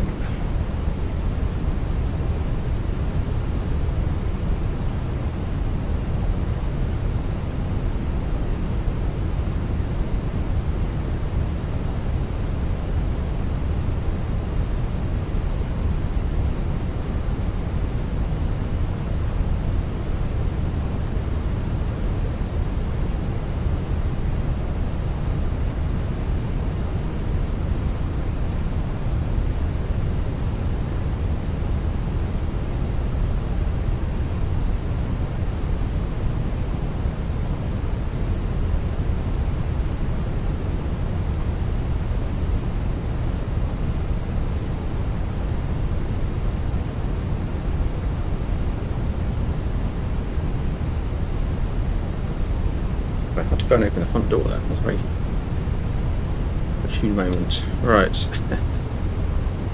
Flaps 1. Speed checks flaps 1.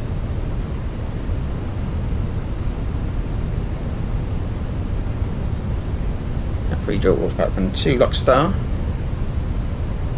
We're above the glide still.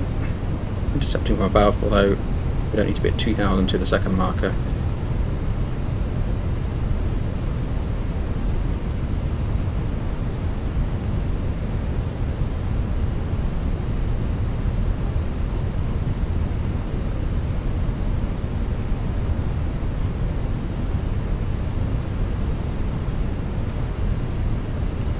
To avoid click spots, normally we've done as soon as the gear down.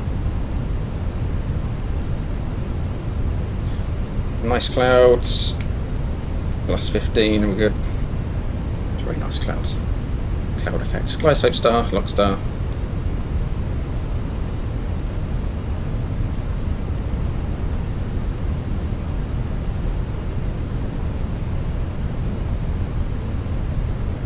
$2,500. Flaps 2, speed checks, flaps 2. Gear down.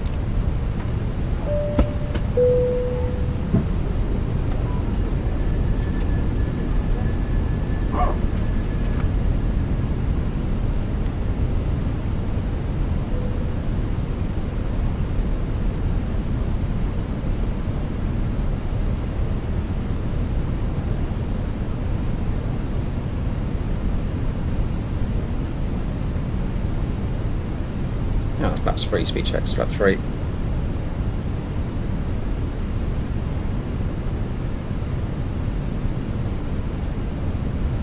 Go around altitudes 3000 set. 3000 blue. That's a bit hazy down here, isn't it? It's got the pappy lights coming in.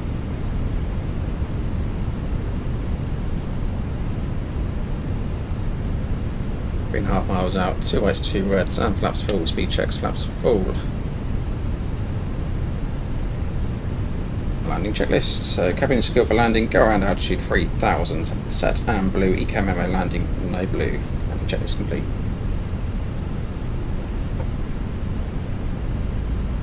High control. That one.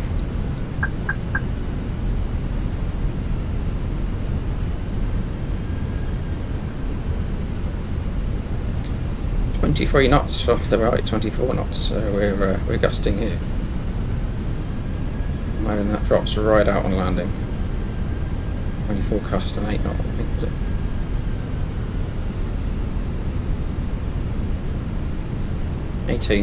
So it's reducing.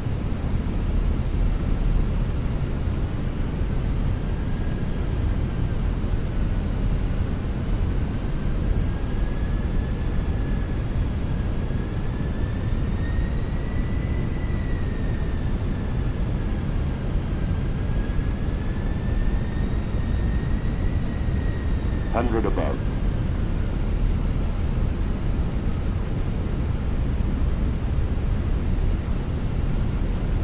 So below 200 feet, ignore the pappies. Below 100 feet, ignore Minimum. the glide slope.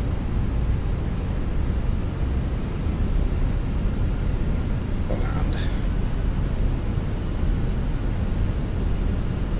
50, 40, 30, 20, retard.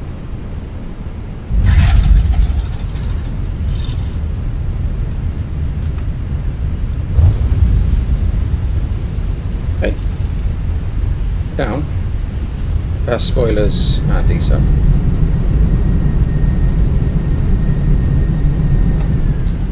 That's idle. I felt like we landed on the left wheel there.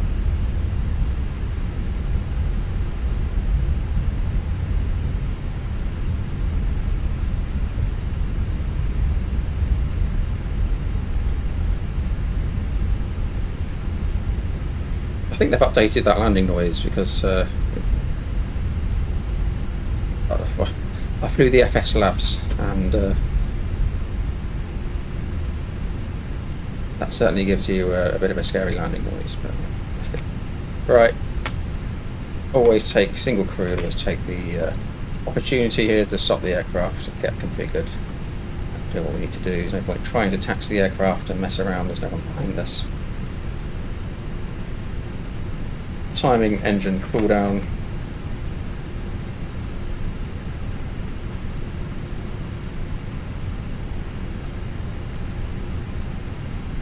Use the hardware.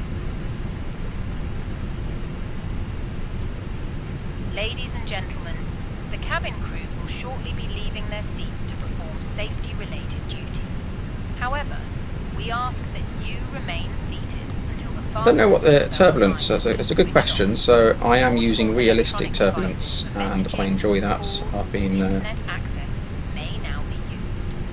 talking highly of that and I continue to. It adds a lot of immersion. I've got very jittery landing here, performance-wise. Do take care opening the overhead lockers as items may have moved during flight. Smoking is not permitted until you reach a designated smoking area. On behalf of the captain and the crew, it has been our pleasure looking after you left side. today. Our ground crew will help you complete your journey.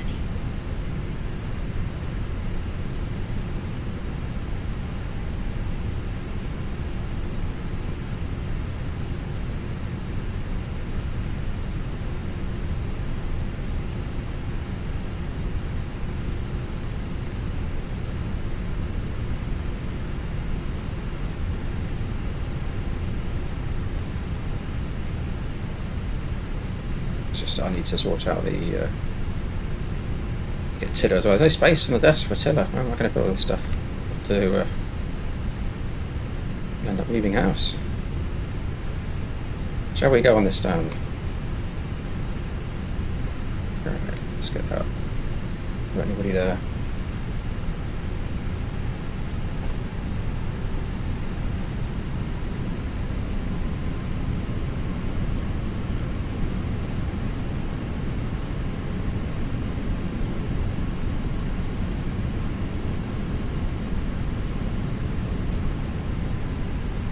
It's a bit all or nothing with the tiller, as I say, and that's the problem. That's not how it will be done. I do struggle with the The brakes are jammed on.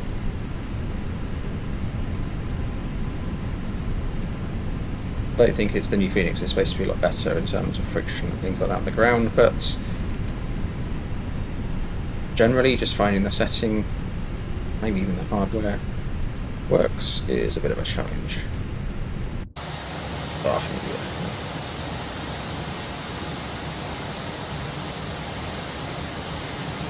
okay, parking brake set. Okay, 49 minutes, chock to chock. APU is on.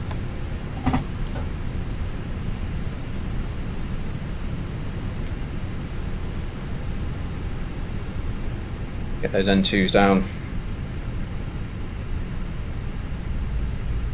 Andy, yes, generally we will know which gate we're going to be on. We get a lot of A-cars traffic trying to messages.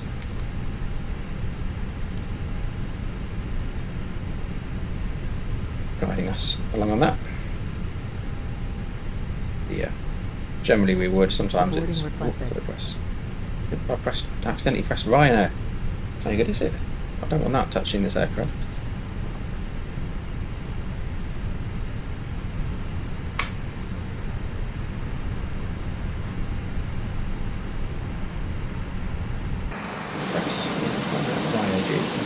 That's not quite as bad. Right, so deboard.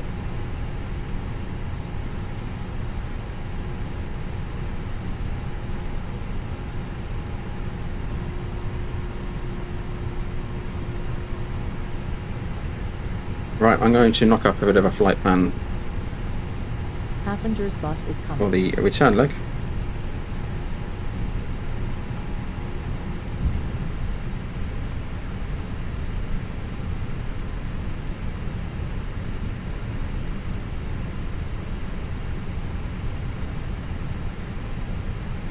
I have got a Hoppy login chucked in, Andy, for maybe I need to redo that. That's a good point. I did reinstall the Phoenix, so I'm not sure it maintains those settings. Ladies and gentlemen, when disembarking, please take care and hold on to the handrails while walking down the stairs. Please ensure that you supervise your children. For your own safety, do not walk underneath the wing.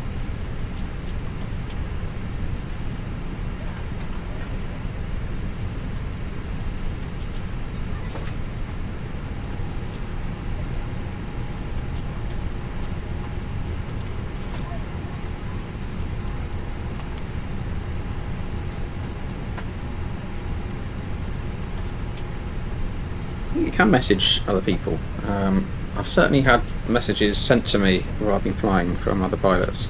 I can't remember how the interface was, but I found them in my McDo. I can't remember what it was. I was flying somewhere and a message saying, "Are you Airbus Cockpit coach?"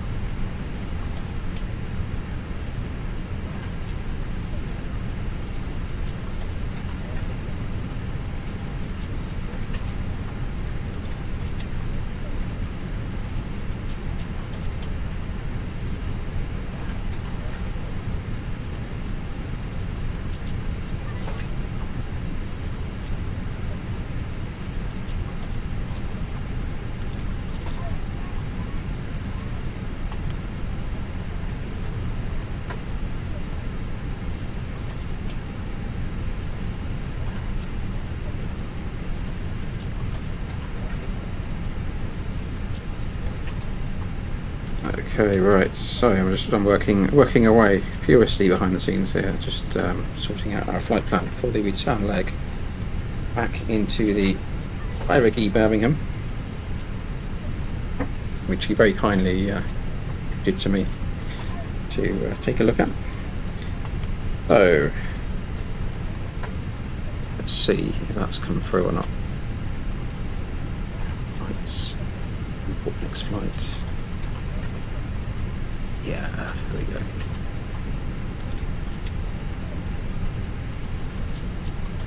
So we're going to be bring that up on my add load ports.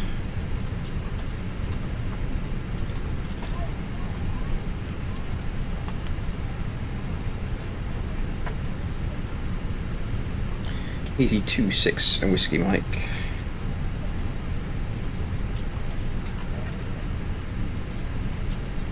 Taking 143 people back.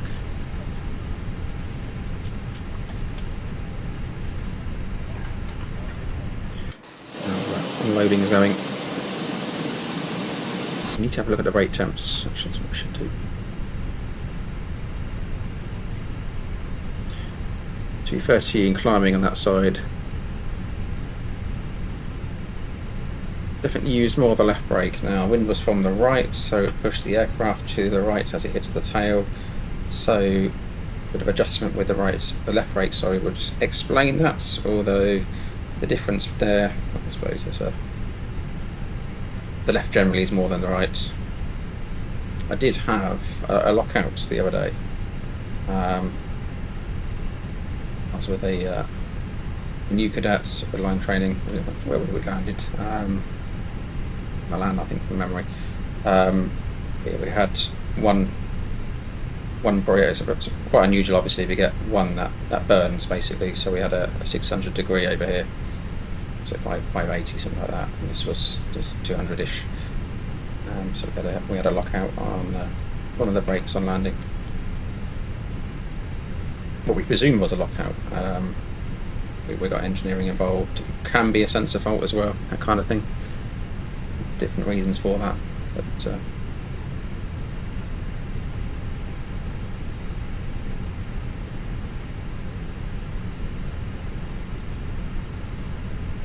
yeah, David, that one's in the EFB.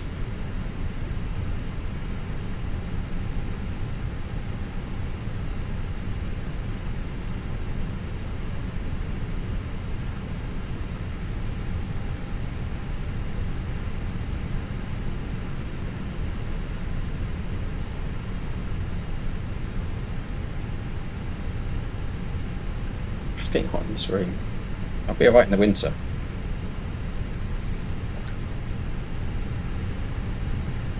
Are these passengers off? Can we get going? Oh, still going.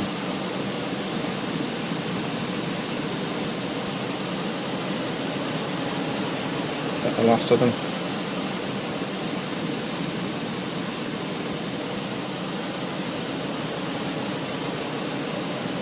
Passengers bus is coming. Is that just a bus load? Oh, yeah, busing. I've got the wrong profile here. I should be walking straight into the terminal. That's what's causing a bit of extra time for this GSX to sort itself out.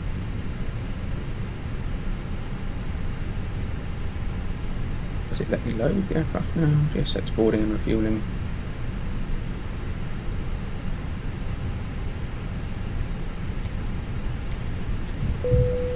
Passengers deboarding starting. Boarding passengers still.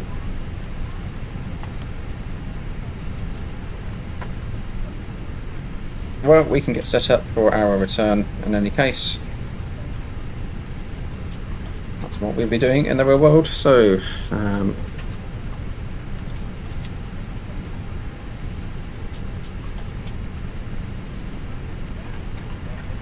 but if it's a nice evening like this, I'll be doing the walk around.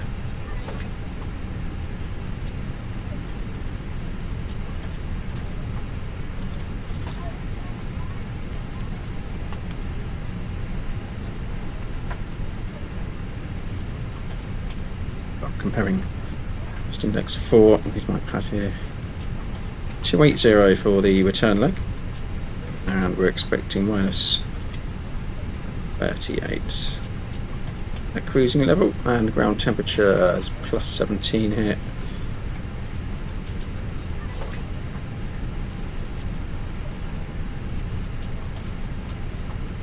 The light wind's in.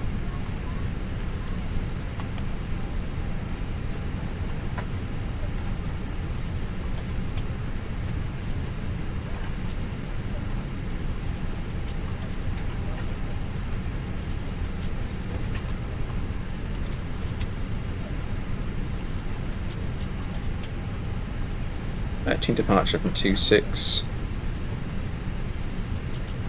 Fenix 5 Alpha. Insert.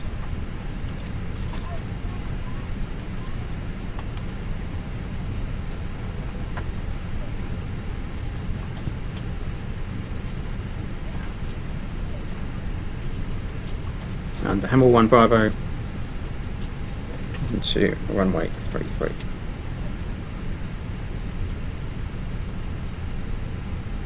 Refueling truck is on its way.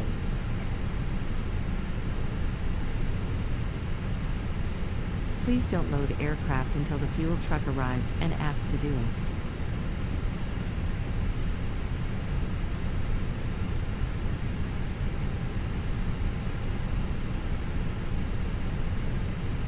Ground temperature is sort of a reference for the system, particularly in terms of air density, altitude, pressurization of the aircraft systems, runoff, gathering that information. So in terms of Q&H, those kind of things in the aircraft, it's more a measure of air density and performance. Use that information for in terms of the FCU. So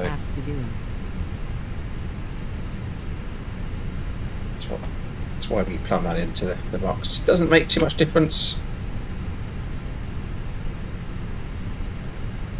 but the more information the system has, essentially the more accurate it is. I've got 292 here, I'm sure we're flight plan. Please use your airplane fuel system to set the desired fuel Making quantity. shortcuts.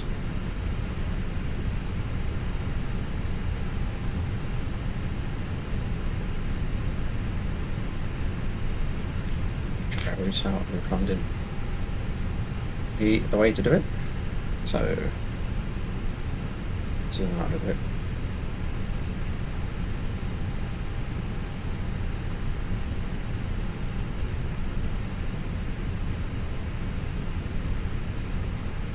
This routing takes over my house.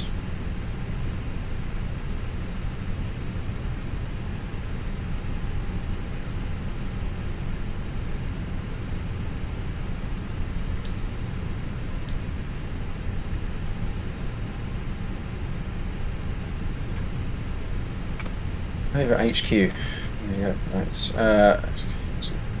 in. Just checking constraints.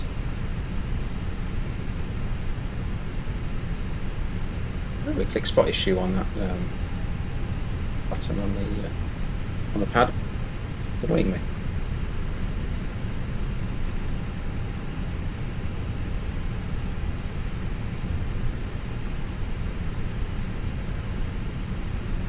So 5 Alpha.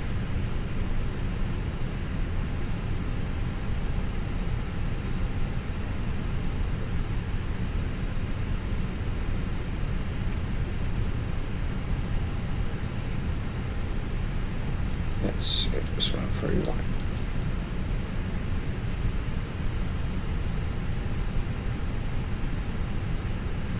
I'm scrolling through on the right. Handy thing, so you can look at the map here, and I'm looking at my wing. So perch 098, 099 is always a degree difference in the simulator. I've never known the answer for that, but approach course is always a degree off. Boarding requested. Boarding, excellent. Right, good. So Lucid 5000 in, checked, and then to Banix. Okay, the departure's in correctly.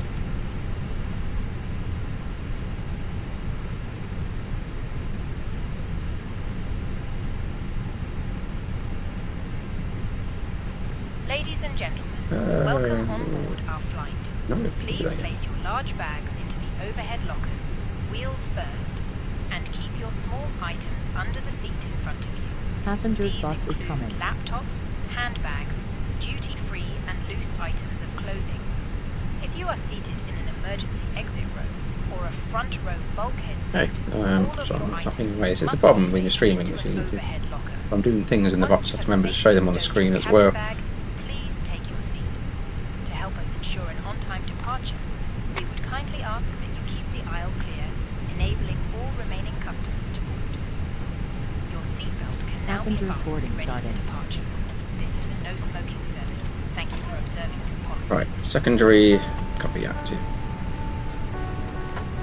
Echo Golf, Juliet, 26. 25 miles. Just confirm, short number.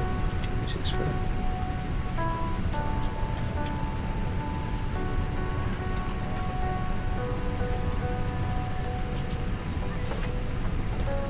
Way around, didn't we? Base bearing distance 263. 2 in hold. 63 inbound course.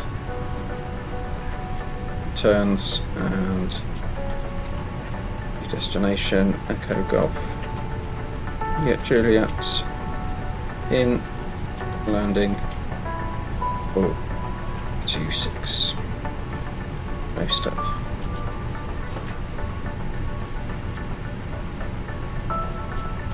Okay, and active flight plan. Info. Juliet 26. In radial 263. In. So we up an engine and want to maintain rudder track. Quick reference. So that's behind the screen there. So secondary. You can see right there, and the inbounds as well. All good. Ah, TJ, you're back. Early escape from work. That's always good.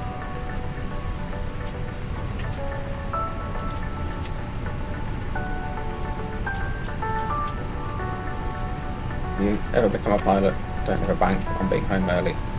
Let's go worst case.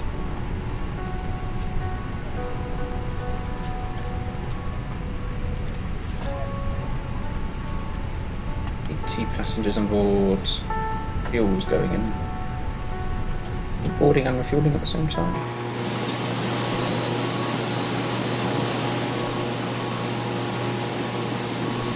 Very good, if I get told off for that. That goes in.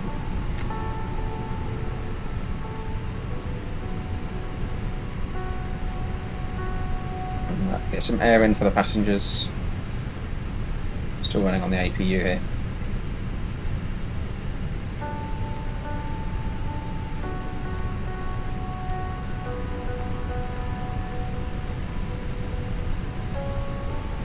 Well, you missed the first flight. We're about to go back into the Pyreegue Birmingham return leg. Nice evening for flying. Whatever it is that way. If I'm moving around here, it's sitting on my screen. I don't think you see it on yours, but I'm getting a real sort of lagginess as soon as we landed here.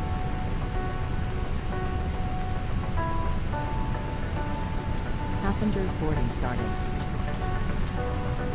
Now, I'm trying to think, the last stream we did was that Edinburgh one, and when we did the return leg, it didn't like the second leg. When my controls went wrong, I think basically I couldn't hand fly the aircraft. I think that's not the same, there's some kind of bug. We're about to find out.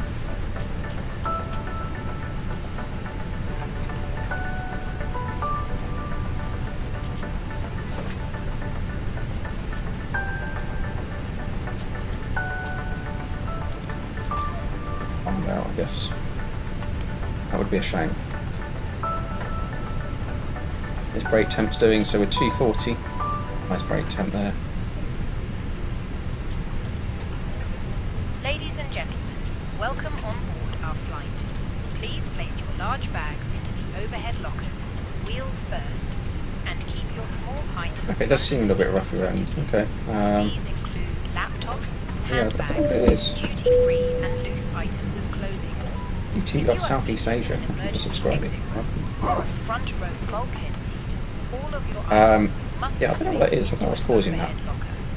Once you have flag, please take your seat. To help us ensure an on-time departure, we would kindly ask that you keep the aisle clear, enabling all remaining customers to Probably the temperature of my room at the moment. Your seatbelt can now be fastened, ready for departure. This is a no-smoking service. Right, how are we doing Thank this? you for Yeah, I'll observing be there. this We'll be there. policy.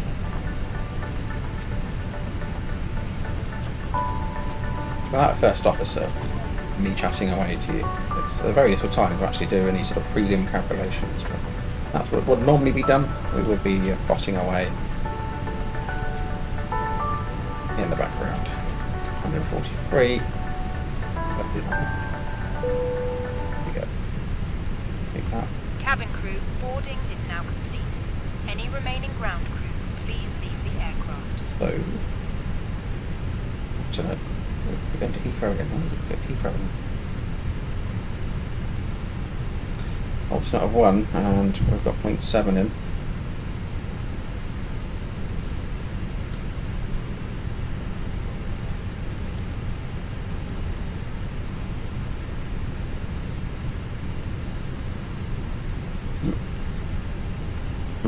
If I type quickly, it doesn't like that.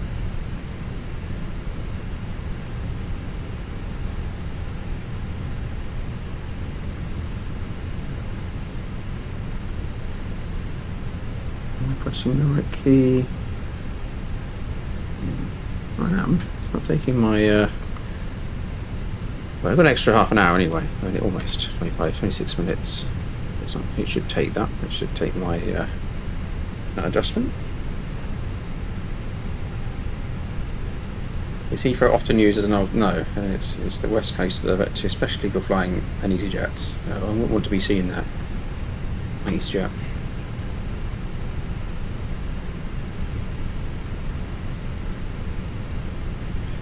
British Airways pilots would laugh at me. Bullying going on. Don't want to go there.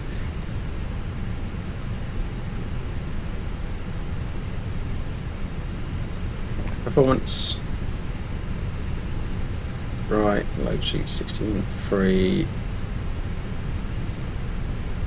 Just cross checking that.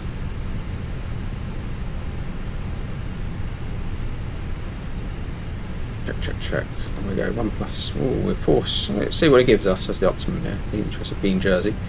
We're going full length, 2.6. Calculate. I think it's flaps free. Don't want flaps free. What can you do, me? On flaps 2. 55, yeah. Stop margin 194. Let's see what that difference is. Flaps free.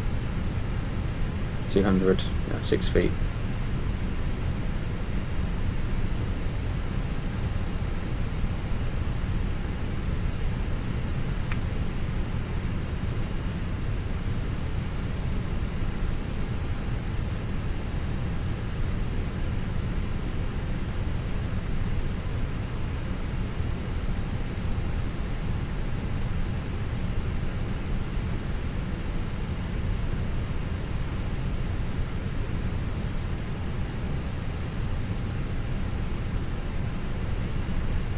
So still 1018, that is in and cross-checked.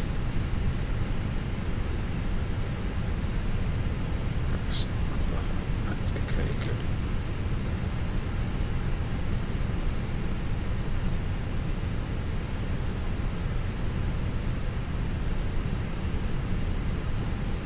Yeah, I'm not liking this this clunkiness.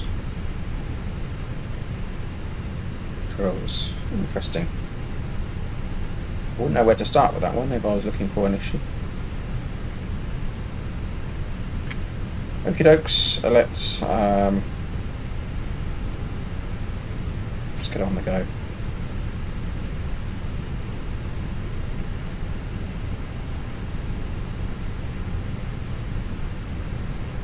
Brakes are peaked and now cooling, which is good. So they'll stay below. Obviously with that you need to just watch your taxiing. Now you've been reloaded, you're going back out to the runway. You could easily exceed 300 degrees, especially in hot conditions. So, bit of a watch there.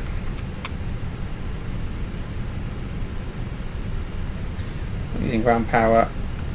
Seatbelts on.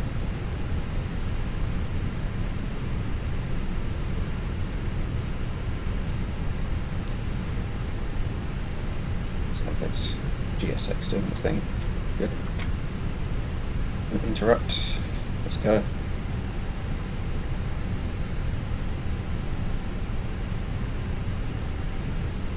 Hello, Captain. We are ready for pushback.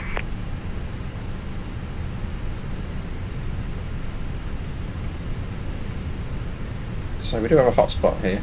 Let's bring up the charts. Hotspot 1 right at the end. So you got the general aviation there, the little light aircraft part. Burn the drivers down there and that kind of thing. Checks completed. Bypass pin inserted. Stop margin forward takeoff 194, engine out, SIDS in the box, straight out 25 miles to hold. In terms of a return today, weight wise, Locking gear. yeah, we good. Good for an immediate return if we need it, although Jersey short runway, depends what our problem is. We could take a trip up to Gatwick and have a longer runway home base as well. That would be a preference if we can, also for engineering capability.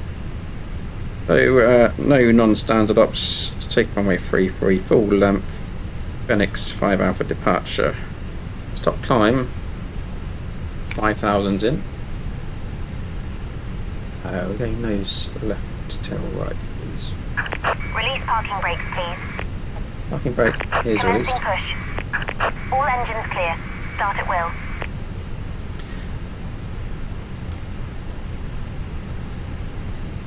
Fenix 5 Alpha, and it is indeed stop climb 5,000 initially at Lusset. 1900, sorry, not 1900 around the airfield, but we're going into 35 to get out. But in the immediate vicinity of Jersey, it's 1900 feet. And extra fuel on time. Reviewed 26 minutes. Excellent. Okay, let's start. Let's get the engine started. Also, windows, doors are closed, slides armed. Please set parking brakes. Parking brake is Unlocking set. Mode select, ignition start, starting engine 1.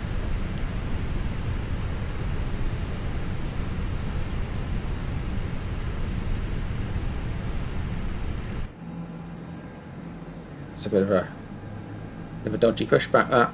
Maybe quickly turn the aircraft.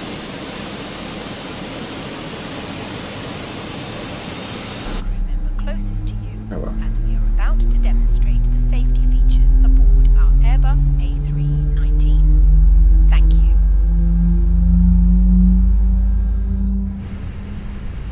As the aircraft pressurizes, I want to look out for that. Tow truck disconnected. Bypass pin removed.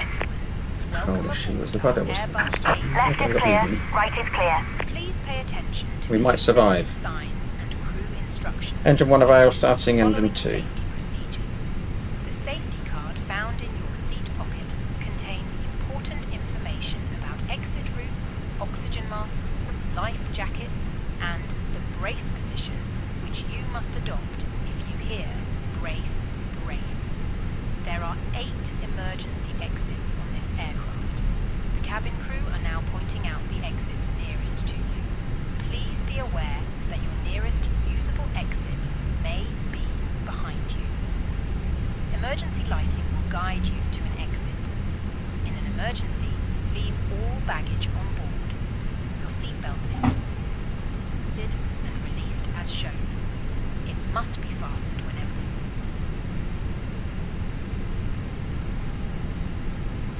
Right, now If engine the 2 air avail. supply fails, masks will drop from above you. Pull a mask towards And you with the to start APU, oxygen. it comes to Pull auto. the mask over your nose. Terrain will be on this side. Breathe normally. Hold the mask in place. Usually, we'd wait till we're not facing our ground crew, probably in the way with the radar on, I'll do it on the taxi, but single crewed, If we land on water, throw that on take a now. life jacket from under your seat. cruise, and we are at Pumping 2. I'm supposed to go back to Pass the tapes around there. your waist and click together.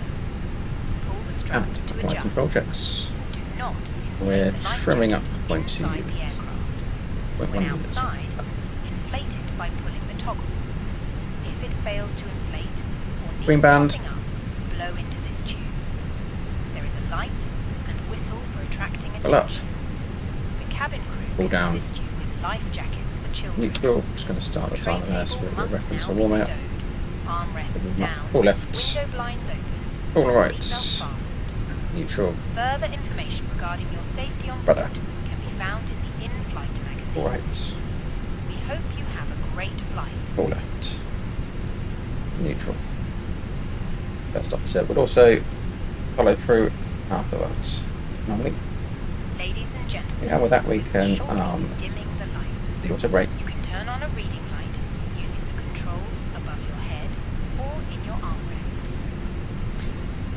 After start checklist, anti-ice is not required and off. E-cams checked.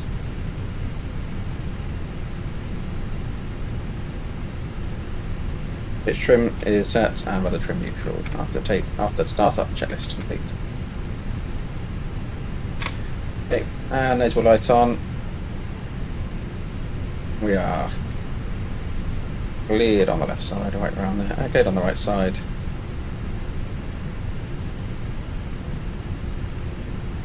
Peter, hello to you. Parking brake is released. Now the A319 should roll. We are rolling. Little brake test now. Pressure 0.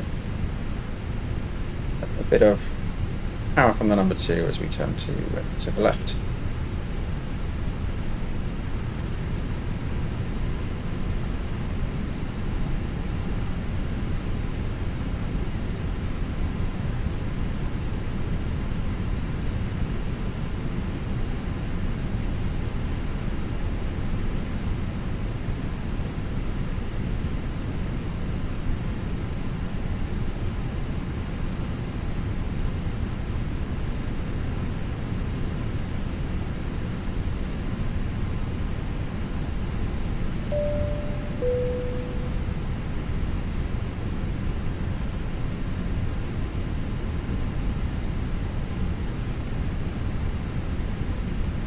Okay, taxi checks, flight controls have been checked, so that's a check, and config 2. FMAs 119 blue, 124 magenta climb nav blue, 1 FD2 stop climb 5000 blue, and the QNH 1018.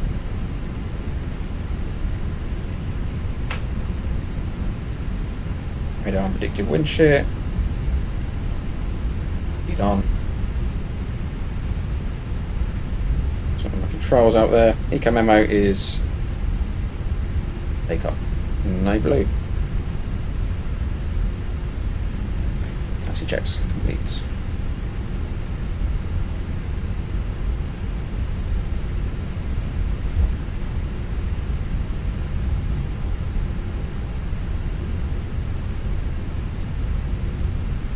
Back to the Pyreegue Birmingham scenery.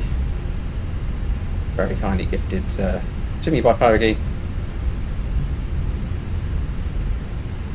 Unfortunately didn't get a chance to stream that pre-release, but it is a fantastic scenery, so go and get that in your collection. Great performance as well, as we demonstrated earlier.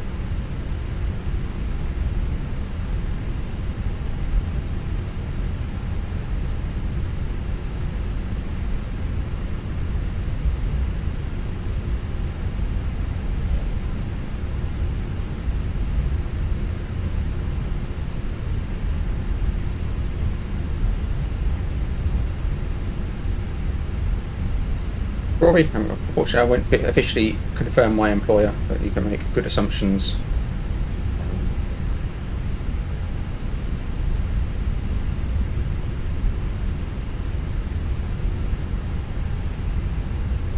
Last thing we want to do is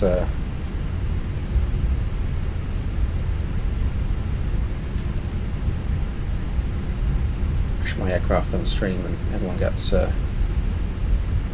worried about flying by airline. Whichever one that may be.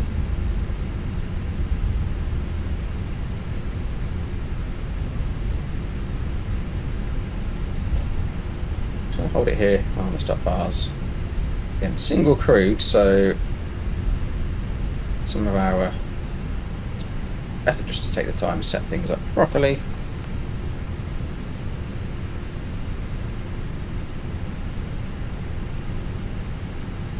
So we've got TAR8. Straight on ourselves, clear ourselves out here. Lights on, and nothing is on TCAS, or engines are warmed up. Approach is clear. Runway is clear. Let's enter. Line-up checks, cabin secured, takeoff runway 26 confirmed, TARA packs 1 and 2 to come.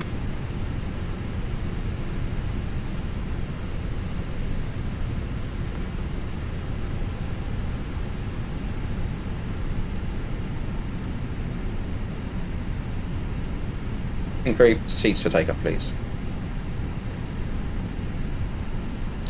Alright, no problem at all. I'm glad you find the videos useful. There's more to come. I'm taking a little holiday, so I'm all worn out, flying hours wise, from the real aircraft. Fortunately, haven't done too much streaming. However, as we get into that second part of the year, as it gets colder outside, I will migrate inside naturally and place myself behind the screen of the computer a bit more. So much going on this time of year, so it's been a really, really busy summer from the flying schedule point of view. Okay. Good. Quick scan round for any white lights. Packs are normal. Good to go. Takeoff. Throttle to 50%. Chrono. Pitching down. Short runway. Go minded. And flex 55. SRS runway. Auto thrust blue. Thrust is set.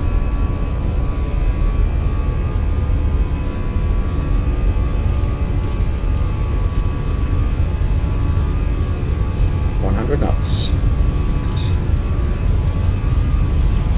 E1. Rotate. It's really slow to lift off there. I was really pulling back. Right. Positive climb, gear up. 15 degrees initially. Onto the SRS. That was strange. Side stick settings are neutral. Okay, pitching down and positive speed trend. Throttle's coming back. Lever climb, thrust climb, auto thrust. Still in manual flight and flaps 1. Speed checks flaps 1 in the left turn. 1.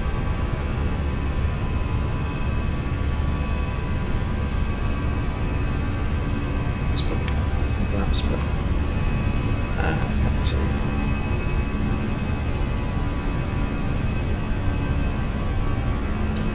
And speed checks, flaps 0.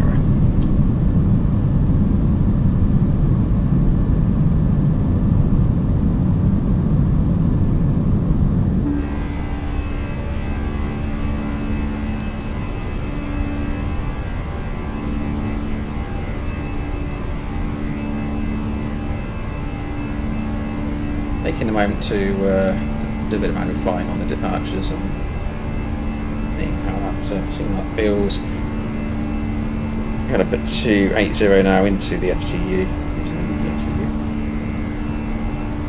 Clear ourselves up. Strengths. Temperature plus 18, no icing risk at the moment. Clear the chrono. Speed up start.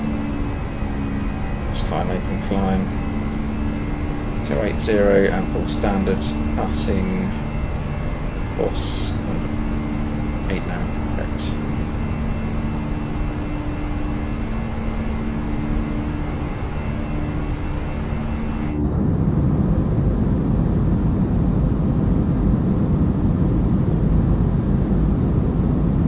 Nice. Ladies and gentlemen, please keep your seatbelt fastened whilst the seatbelt sign is on. We recommend that you keep your seatbelt fastened whenever you are seated.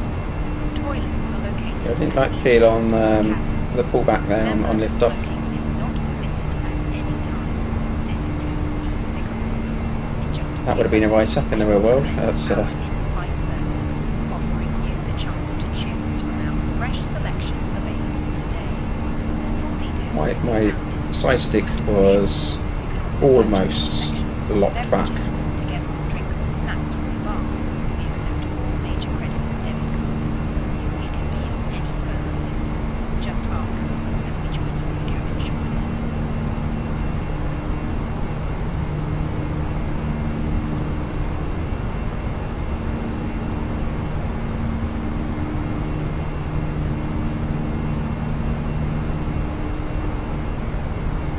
EJ, yeah, it just you get that reverse thrust in and everything else kicks in. Basically, spoilers will deploy. Max braking, which you would then override with max manual braking, so that is more powerful than auto brake max. A few questions around side stick sensitivity for me. Passing flight level 100. So we just cross-checked at 11.3. Down and clear our secondary. Delete. Oh, okay.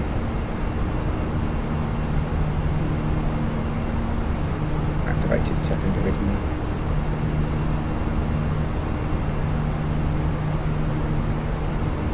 Right, hold on. That's bad. Right. Don't want to do that in the real world. To rebuild.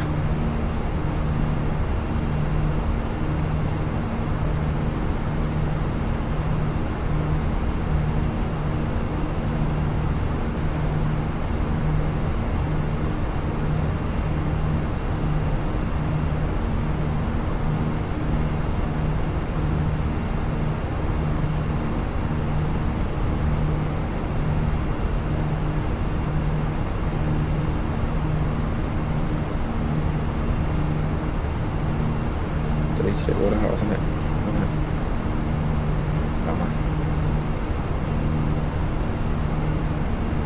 Okay, at this point we go heading autopilot.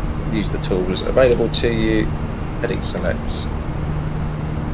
Let's go to speak to our traffic controller. Maintain course. And we go in. And we need to build that up. So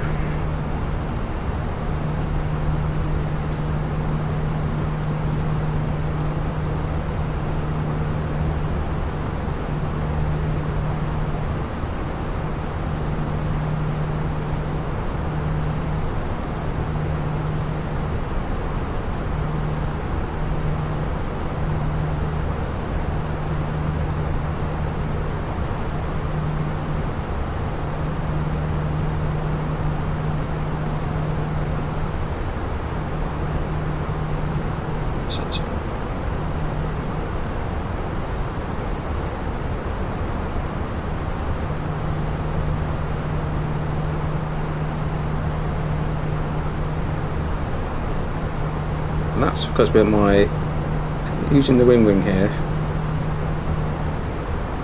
It's at a slight angle, so the line select key looks like it corresponds to a different line.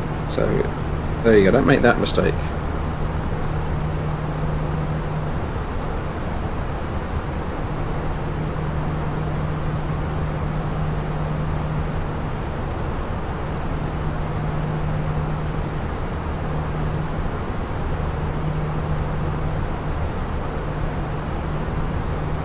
Luckily we're on a short flight, otherwise It's just a disappointing amount of typing to do.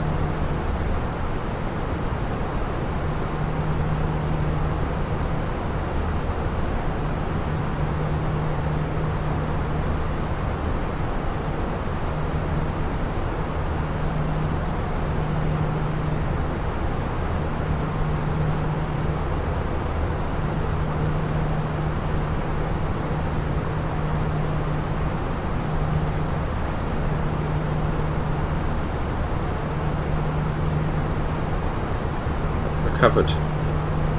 Right. I'm really watching that now, because that is. I nearly did it again, just pressing one keys. It's just the angle that this is at. It's really.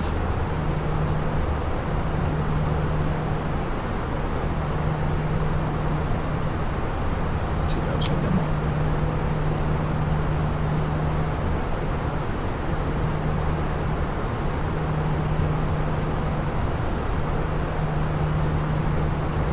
Tricking me.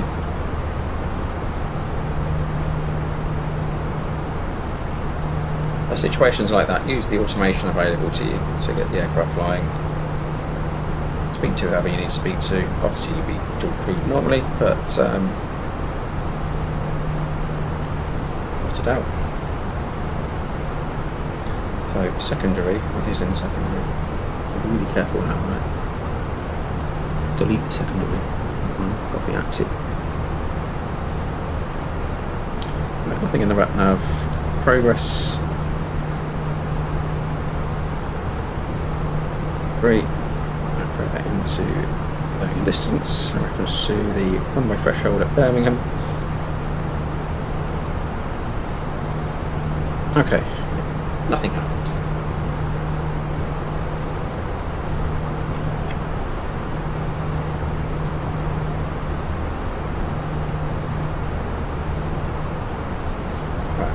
Airports.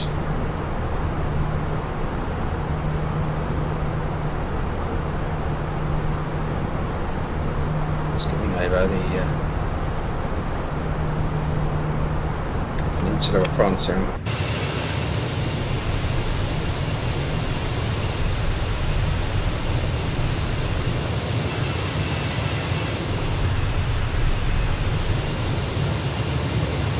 Nice. Like it.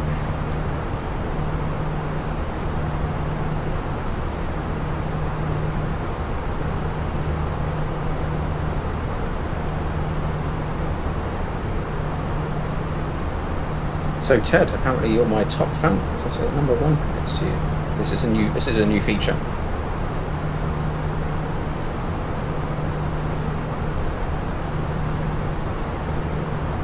Thank you, top fans.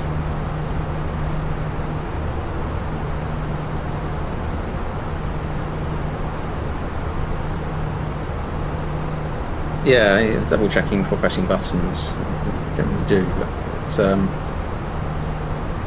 I'm looking at my win-win now, how it's set out, and just looking at the lines, thinking, well, okay, which one does that correspond to? Take a good look. Anything as critical as deleting your secondary, so that's whacked. Don't want to be pressing those.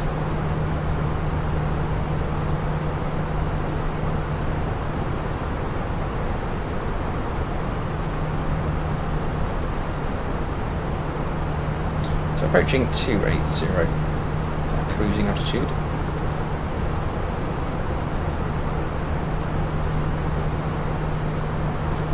At this point, okay. Fuel check normally, speed of star. Yeah, those engines come back, that's quite a nice reflection of the noise you get as you reach cruise. Actually, Phoenix are modelled that well. Back. Help cruise.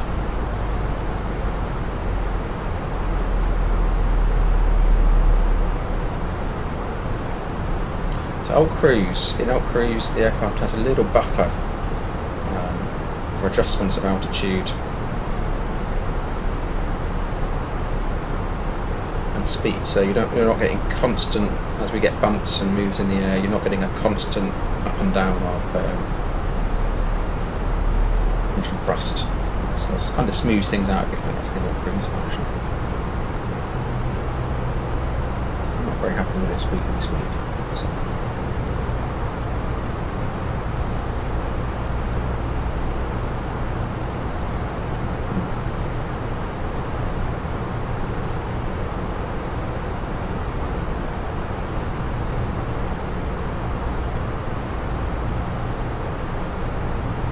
The Aviator, hey there. Good evening to you. Karen saying hello.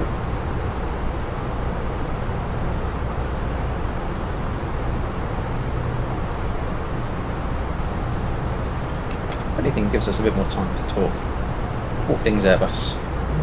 We've got the headwind coming back. It's about to turn into it 72 knots in that direction.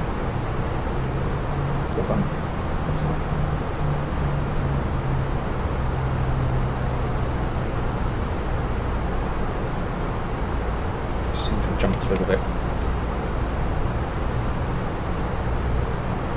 Now, I'm looking at this bar here. It looks a little bit more blurry than it used to. So, I don't know if you see it on your end, but every now and then when I sort of zoom to a certain distance, it's just a little bit blurrier. Just noticing some difference. I don't know, it could be my graphics card, it could be anything, but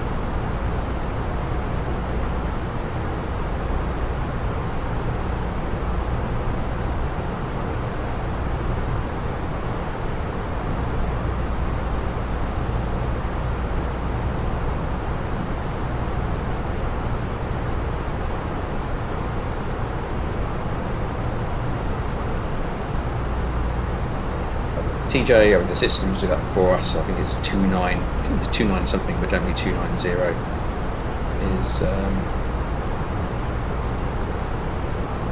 in there. Something it's just 29. I'm sure it's an exact number. You can get it out of there if you read through the manuals, but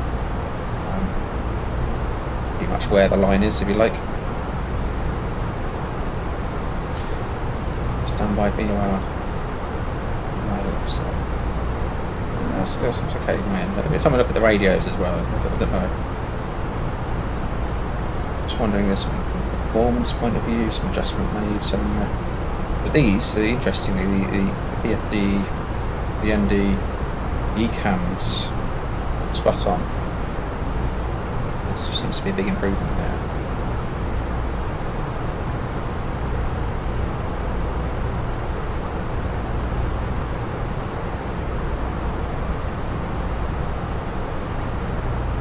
We're seeing the Aviator out. Wonder why all streamers, YouTubers have started using 24, still on 2020. For me, it's about flight dynamics more than anything, I guess. Yeah, I get this. 24 has its problems, but it's developing all the time, right? So the potential in 24 is much greater, and the developers are taking advantage of that. It should quickly surpass 2020 if it hasn't already. In my opinion, things like real turb and the flight dynamics you get in this simulator make it a better product than 2020. I'm looking to match my real world experience. I have my issues with the sim, but that's my view, my personal view.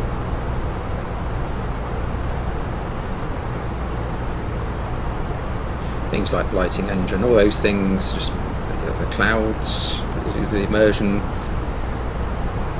There was a point where early on I thought, oh, perhaps I should have left 2020 installed. This is going to be a little bit difficult, but at this point I'm not looking back.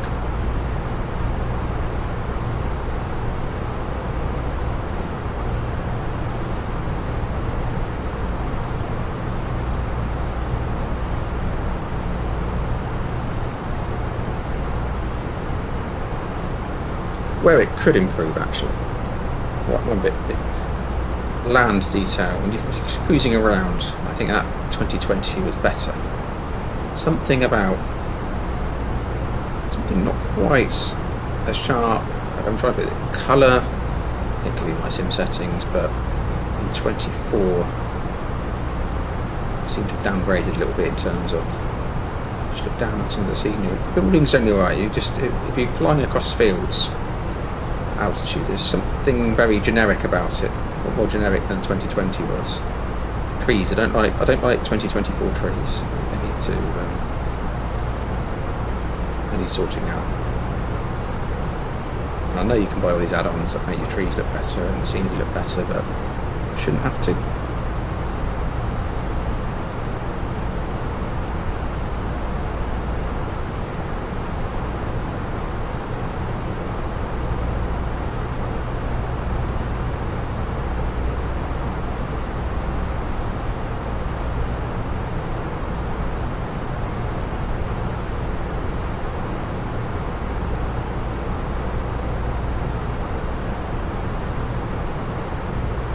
I'm going to intervene on speed here. This is ridiculously slow. I don't know why it's. I should have just checked that, so that's why. But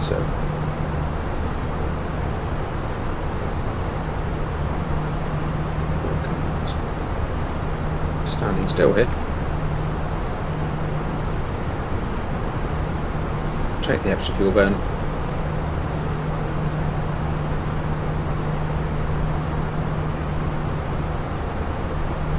Yeah, TJ, I've seen some of that. Loading in times generally better. I guess it all depends on your bandwidth, right? I suppose. I've got 1 GB up and download internet, so it generally copes okay. Don't get too much of that. I guess fly through the city of London, maxed out ultra settings, get a fantastic experience. So couldn't do that in 2020.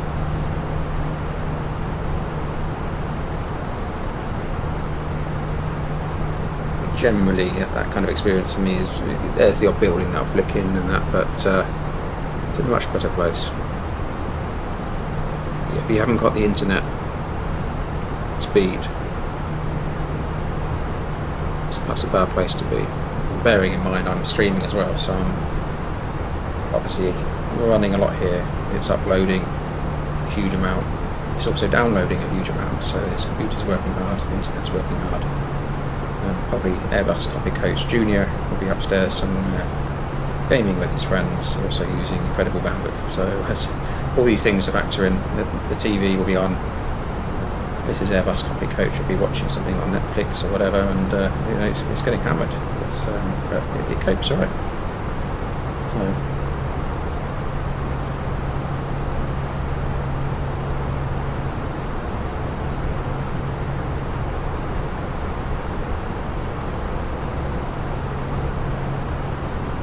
Taking us pretty much over for a proper descent at Heathrow.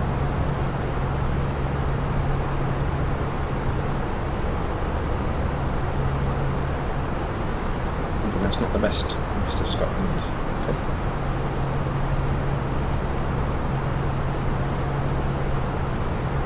Yeah, you need fibre to the door.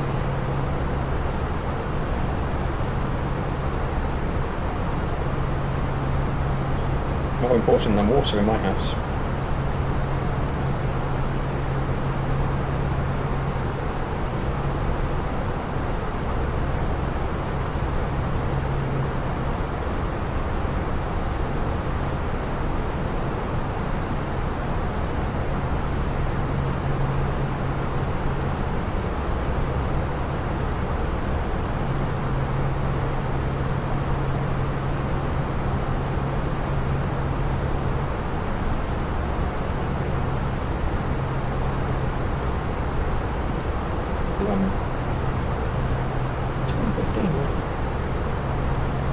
It seems a lot longer going back. The speed was down to start,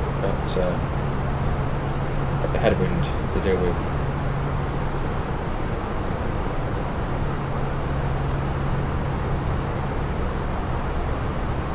When you're on that last flight of the day and you're heading over Europe with that headwind, it's taking you considerably longer than it did take to get something. That's always a bit disappointing. Feel like you're hovering, waiting, you're trying to get home, and you're hovering. Last flight.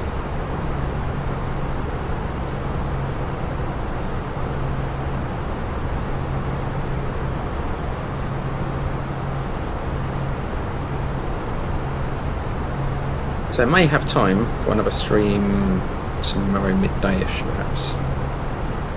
Go somewhere. Go somewhere else. Where should we go?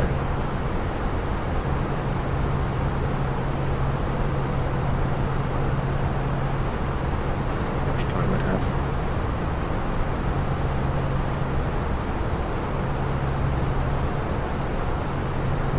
My phone was shut down. It says it's too hot, you know. My phone. Everything's too hot. Everything's frying here.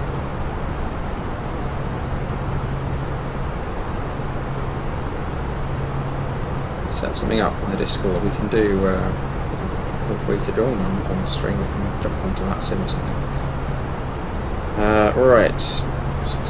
System is asking for destination data, doing its thing, keeping us on our toes.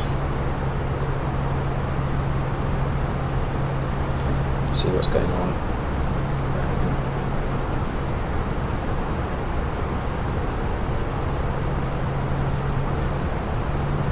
1018, 16 degrees.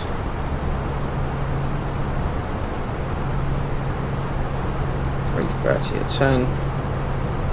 Punching this in, I'm checking my lines carefully here. And let's cross check out minimums.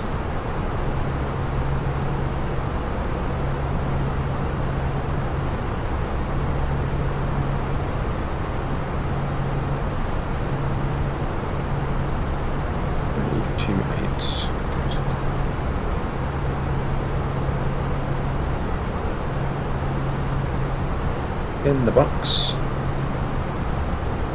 Should we try a flaps 3 for this one? We'll config 3, we'll try that. VLS 132.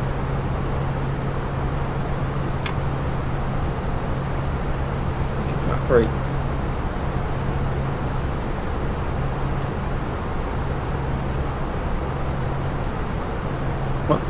What's the just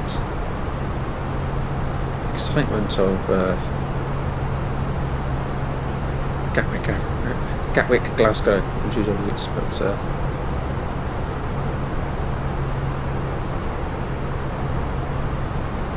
Isle of Man. I've never been to the Isle of Man. We do a really short hop, Liverpool, Isle of Man.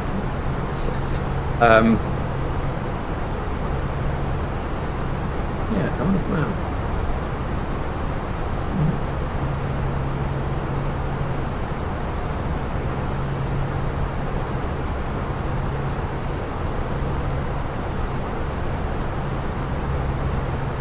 Drove past Châteauroux yesterday. Lee, have you seen my videos on circuits? Check out my circuit pattern videos. They're all based at Châteauroux. So I have been there and I have done circuits there many times. There was an accident there a week weeks ago, light aircraft accident. Nice long runway. It's a bit fogged out in the winter, but obviously dodged the thunderstorms in the summer. That's out there. But yeah, my tutorials on the circuit, the visual circuits, are based at Châteauroux.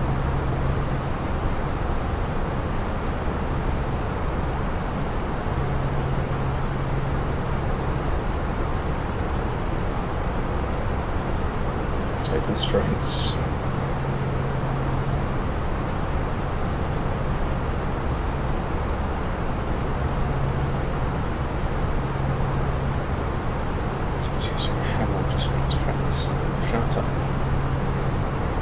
Or 220 109 0 to grow, so seconds ago that.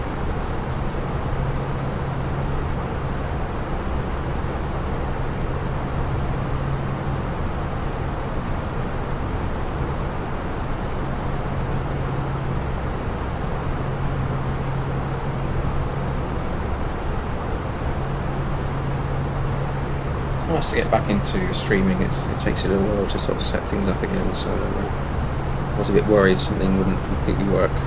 Appreciate we haven't done that sim today. I need to get my headphones on for that.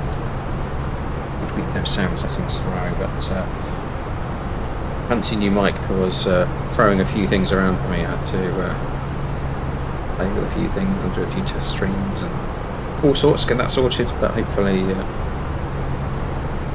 all good.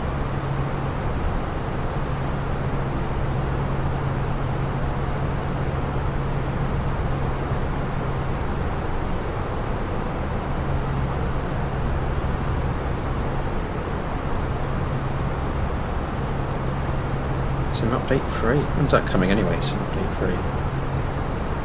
I'm a bit out of touch with the latest news.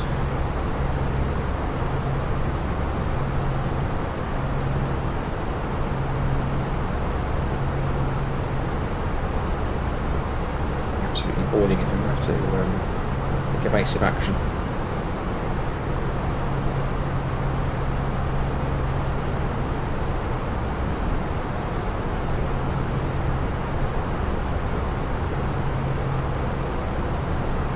Sitting here in my undies with my feet in cold water.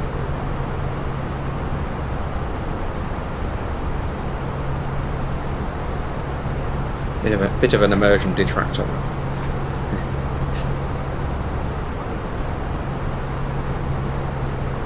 Well, I thought I had a fan in the room, but junior cockpit coach has clearly run away with it.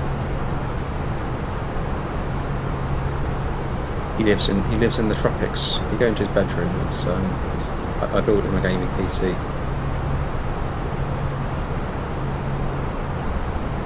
And yeah, his room's cooking as a result of running that thing all day, especially some holidays are kicked in.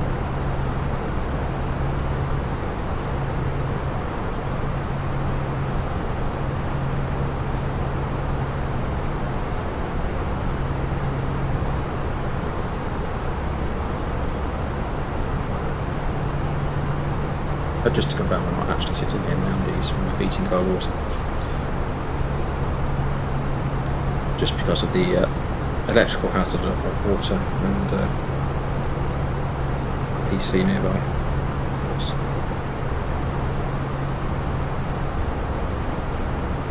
Right, we're almost at Heathrow. There you go, it's beneath us there. City of London, the stadium's over there, and Wembley and north there. Slightly better stadiums seem to be available further this way. No names. Yeah, Heathrow beneath us.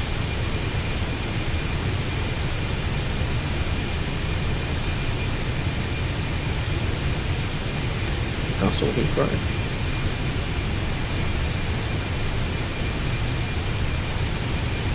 Very nice.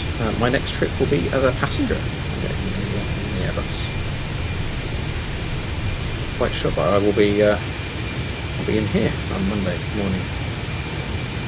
Terminal 5.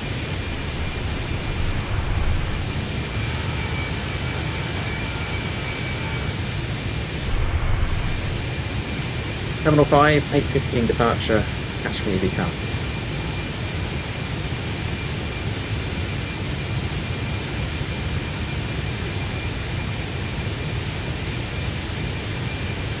I can't be supposed to do descending now. Should be going down. Come on, after all here. 220 max descent. Fast idle. 220 blue.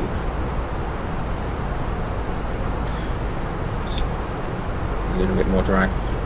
Side tracks. Salzburg, and we have Ted in Discord mentioned Innsbruck, so definitely Austrian requirements. Although we did Salzburg, and we do Salzburg not so long ago. So not so long ago. It's been a few months since I streamed, so one of the more recent streams. So it was Salzburg.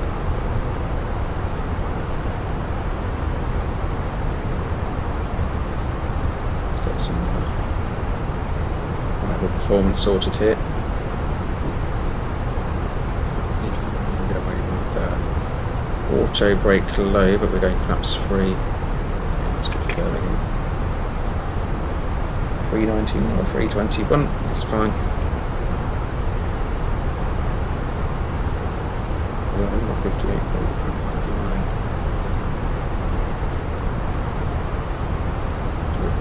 Turn heavy up. It works out, it's fine.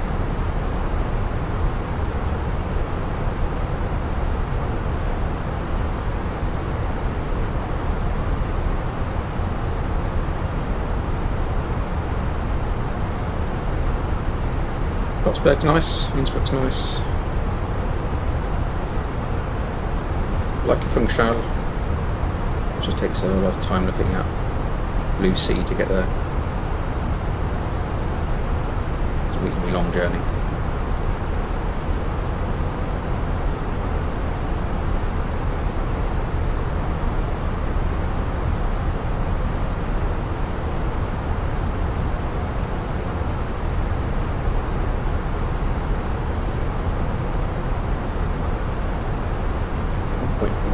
Speed up, star, going down.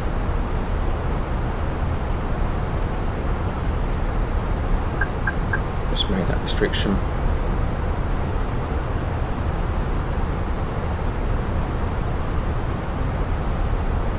They made a hole in the runway, that'd be huge. I've made a few myself. You never know what you're going to get at that airport. Surely quite unforgiving some days.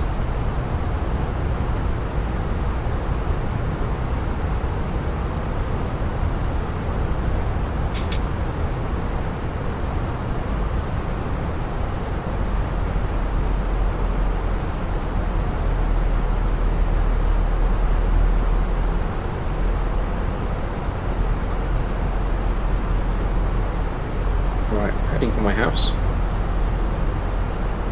Echo Golf Tango Charlie, turning up on the screen there where with my initial flight training on my PPL at Cranfield.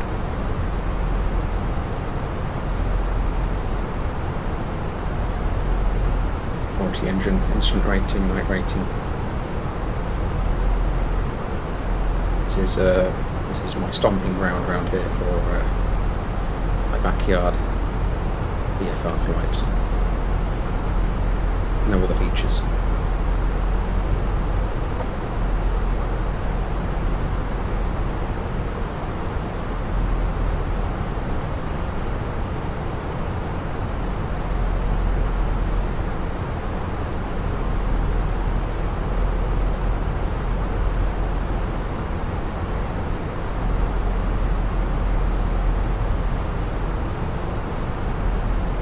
Might have to get the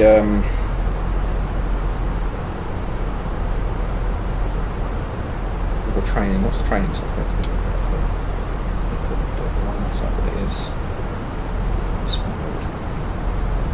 But yeah, so I can practice some approaches and test the sensitivity out on the Fenix.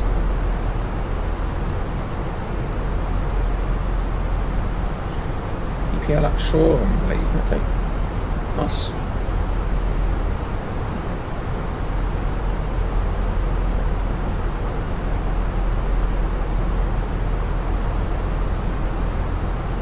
Excellent.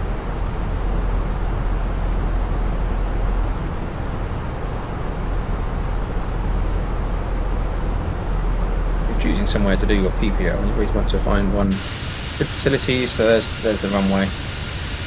Well, it doesn't have that kind of approach lighting on this side. Similar lighting on the other side. The ILS is from this side. There's no ILS on this side at Cranfield. The village here, which you can't identify, so you make left circles around the village. NDB approach as well.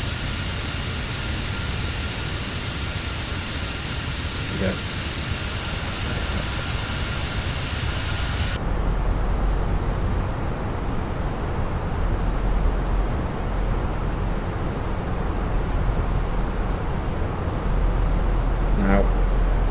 really like to fly the full approach here. Might plan out. Stay.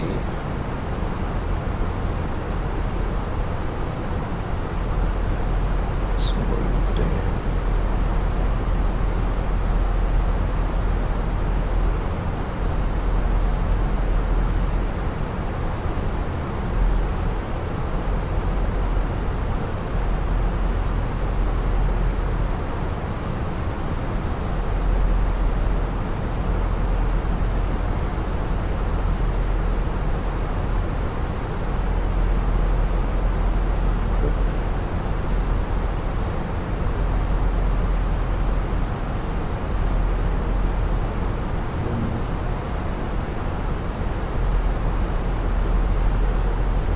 Stick that, that's just that's fine.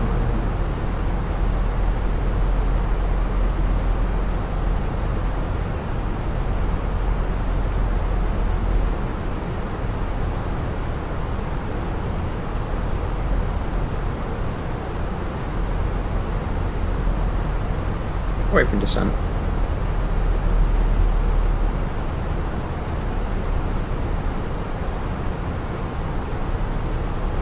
I can actually base my descent performance here on I know what altitude these aircraft pass my house at.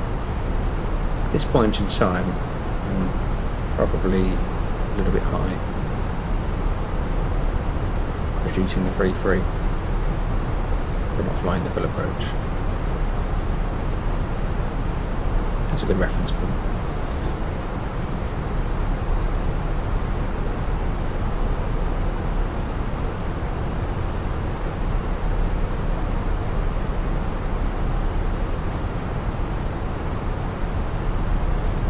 But yeah, but sometimes, just from memory, sometimes in Birmingham you get all sorts of wacky turns sometimes in Birmingham. We do fly that whole parade procedure, so it does happen.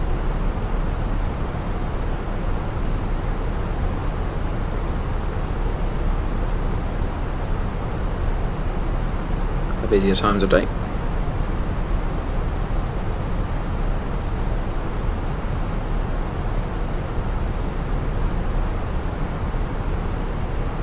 Chris, landing in auto throttle every time? No, it depends on operator. That's operator specific. Some operators require use of auto throttle. My operator allows us to take the auto throttle out. Pros and cons of that, but the auto throttle on the Airbus is very good. Does a very good job. Better job than I can do in the real aircraft, certainly as a measure. So good from a handling and thrust control, keeping skill sharp point of view. Generally, you'll get a better landing with the auto throttle on, more stable. It reacts pretty quickly to changes. It's one of the better auto throttles out there. Yeah, Airline Pacific for that one. Noisy Twits, hello to you. Been a while, good to hear from you. BFU so far, very good. Positive changes. Again, sensitivity wise on the controls, I need to understand. I think I need to make some variations. I'm not sure what Fenix recommend, whether it's to keep neutral. I haven't seen, so I could be using the incorrect settings, so the setup is, but I feel a slight increase in sensitivity is required at this point. And that, looking at fuel burn for this flight, as expected. I like the improvements in the visual, PFD and D. So we've got the weather radar added in. We've had a bit of discussion of that at the start of the stream as we got into the cockpit, talking through that. We've got MSF limitations there. But that is what it is. So that's the weather radar is particularly helpful. But yeah, it's all going in the right direction. Sounds seem a little bit better. I mentioned some of the little sounds. So I've got straight curves now. basically neutral. Yeah, so linear is what it is, linear scale. So that's what I've got. No curves, just a straight line throughout one.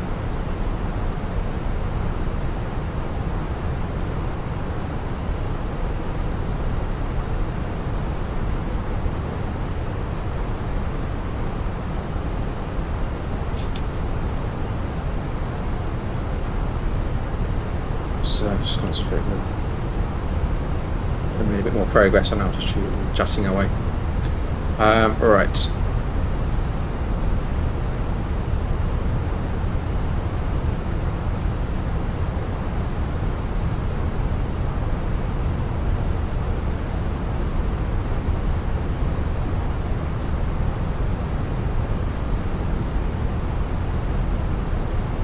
Yeah, I was going to check, Lee. I just didn't get a chance to check.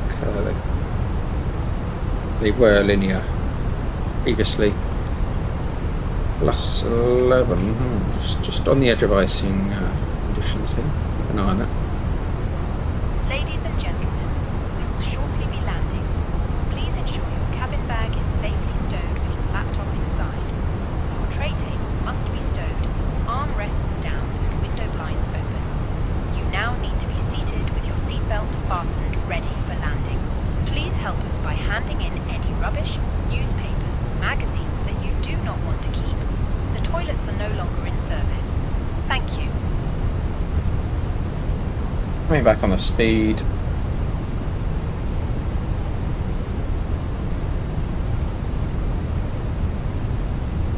Can activate that approach phase.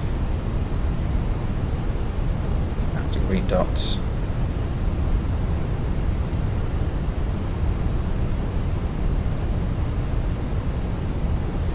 Tight on altitude now.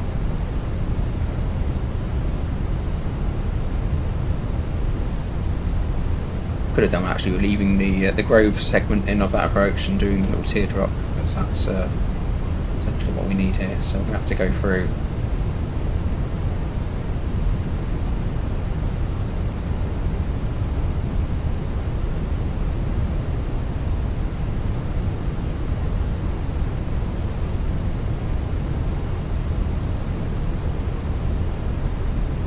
Might do a bit of manual flight here.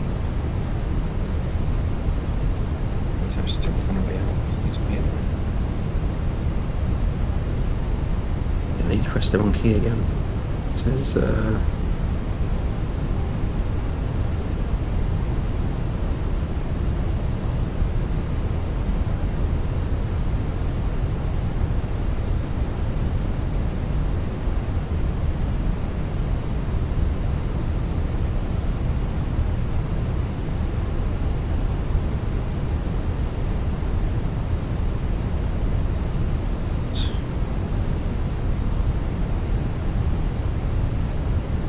let's keep this going down. 2000 for this one. It's just over there, so what I'll do. It's going down. 018. My control. Give a little bit of an orbit here. Go over the centre fix.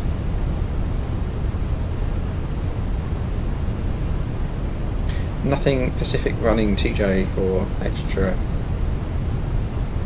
cabin excitement there, no.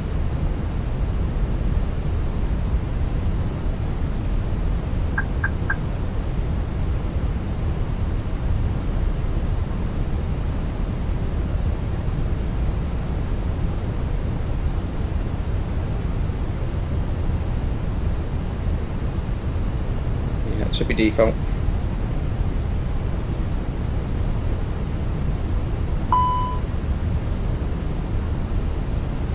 Yeah, got the speed brake out.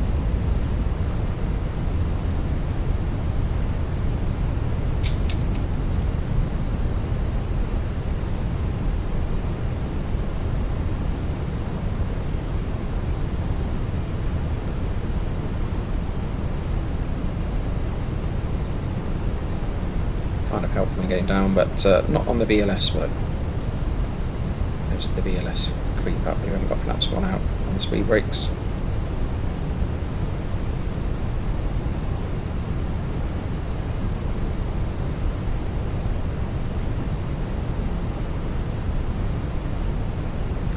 Nice descending turn.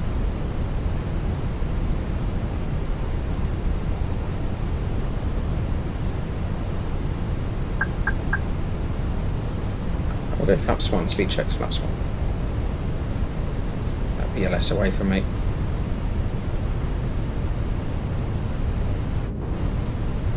I'm just adjusting my view.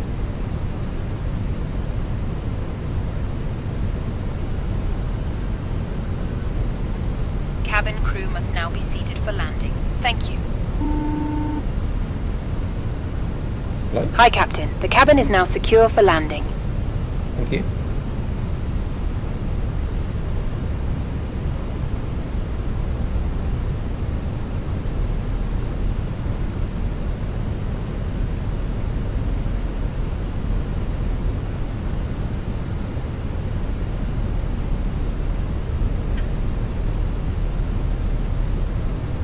$2,500.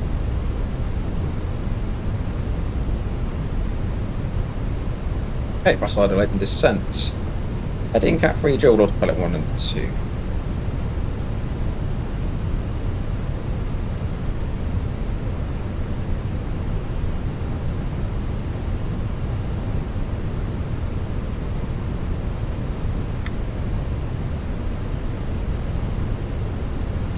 I'll do these now before I fix spots.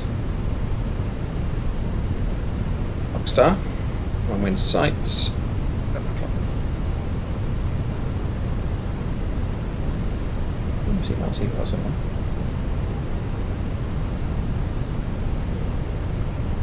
Speed all star. Back into Pyreegue Birmingham's new scenery released today.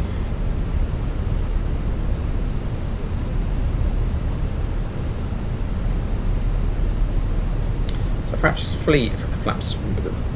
free landing this time. Check that out.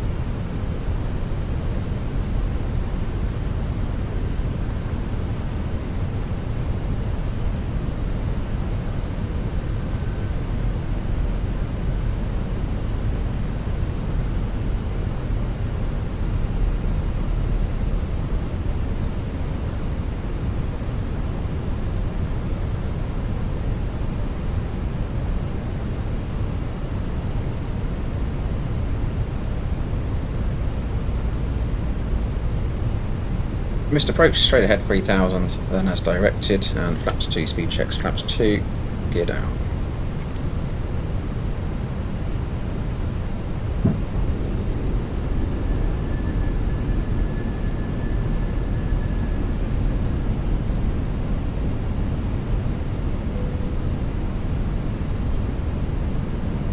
And flaps 3, speed checks, flaps 3.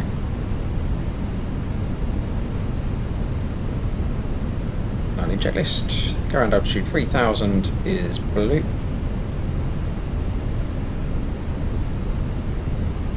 Cavity secured.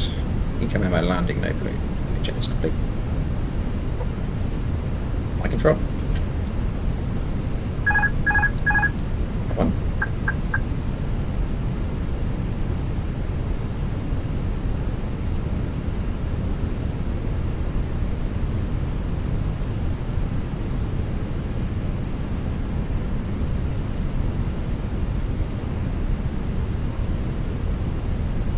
Find always need to be slightly below the glide in this sim. 500.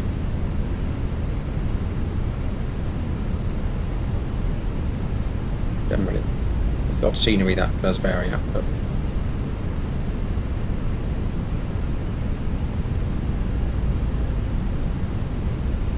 100 above.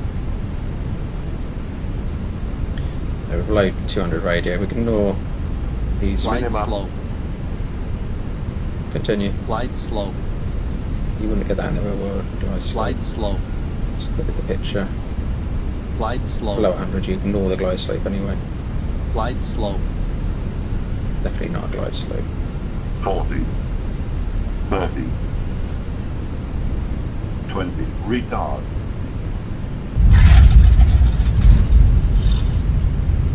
I'll hold the nose up a little bit.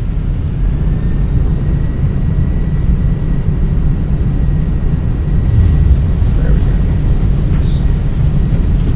Hey, reverse spoilers, and we have decel.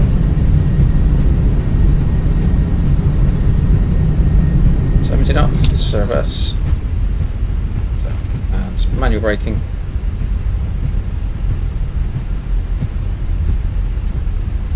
Welcome to Pyreegue Birmingham.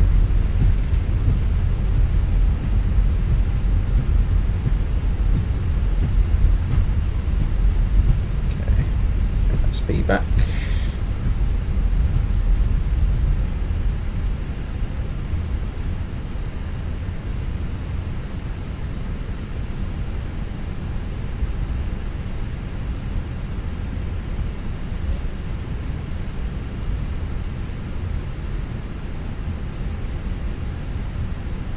Do need that Toby eye tracker source, you know, I do like having the Toby for taxi.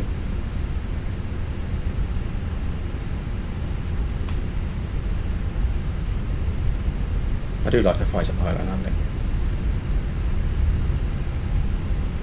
Alright, real world bumps there, it's well modelled there. It's a bit bumpy when you come off there when we're here at Birmingham. People flyers here have recognised that. Okay, laps up.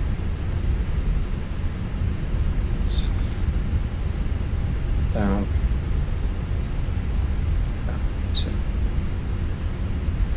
Ladies and gentlemen, on the grass. the cabin crew will shortly be leaving their seats to perform safety-related duties.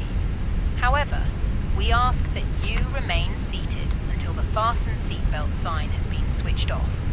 Portable electronic devices for messaging, calls, or internet access may now be used. Please make sure you take all your personal belongings with you, checking in the seat pocket, underneath the seat, and in the overhead lockers.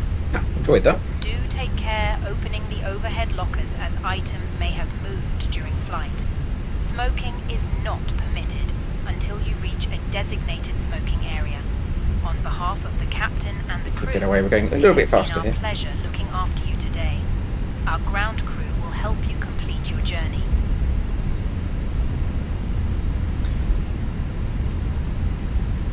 Sounded good on headphones, David. Excellent. So the sounds are good, and I probably haven't got them turned up to appreciate them well enough on my end, so it doesn't interfere with the microphone. But again, I need to do a bit of testing in terms of how well it copes with that. It should do a very good job in theory. But okay, we've got nothing coming off the runway here. Nothing coming out on the left. Seat straight over. Now those wheel temps, like 5, highest, not too bad, wasn't much pressure on the brakes there for this one, I held it off, rolled long. Lee, excellent, no worries, thanks for joining, good to hear from you, enjoy your weekend also. So we did have a fly around of the scenery at the start of the stream, so we checked this out. So do go back and have a look at that if you want to check out the Pyreegue Birmingham's new scenery released today.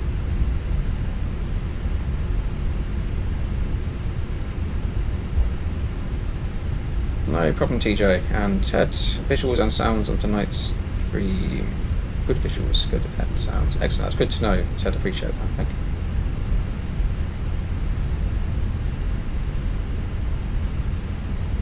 Always looking to improve little bits and pieces. Need to get that stream deck and a bigger desk.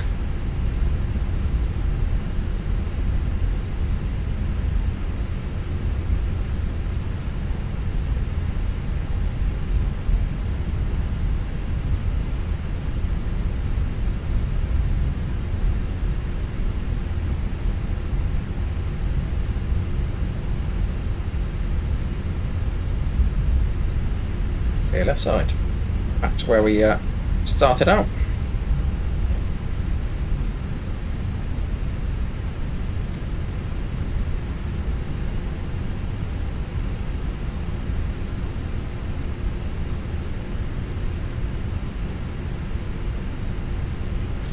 TJ, I've been thinking about that, and I was also thinking, there's got a few people chasing me down to review panels and things, and I thought, well, I was really going to get those, maybe I do want a camera on it, so yes, something I'm thinking about. Right, stand is clear and available. Oh, start maybe. There we go. Come off so we don't go blinding anybody.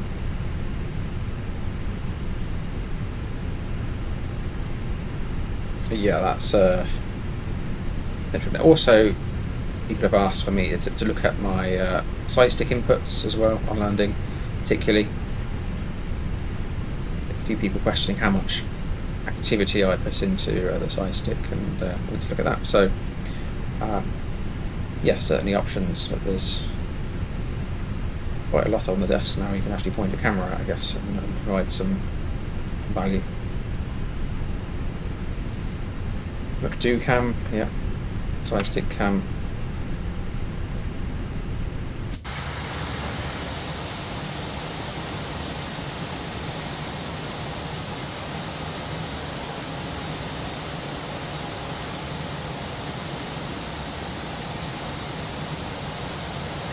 Nice, a really good scenery.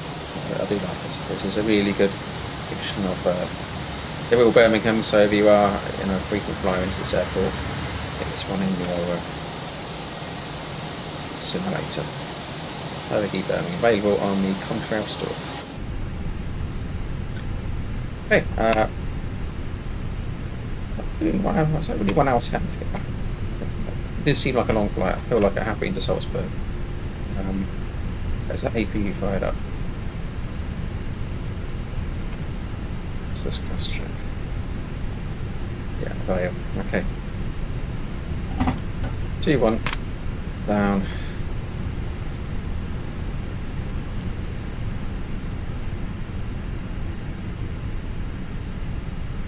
Cabin crew disarm doors.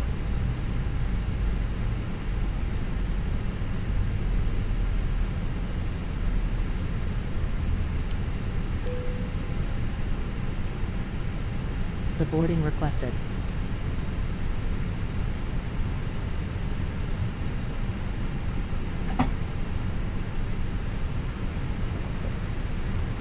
Two.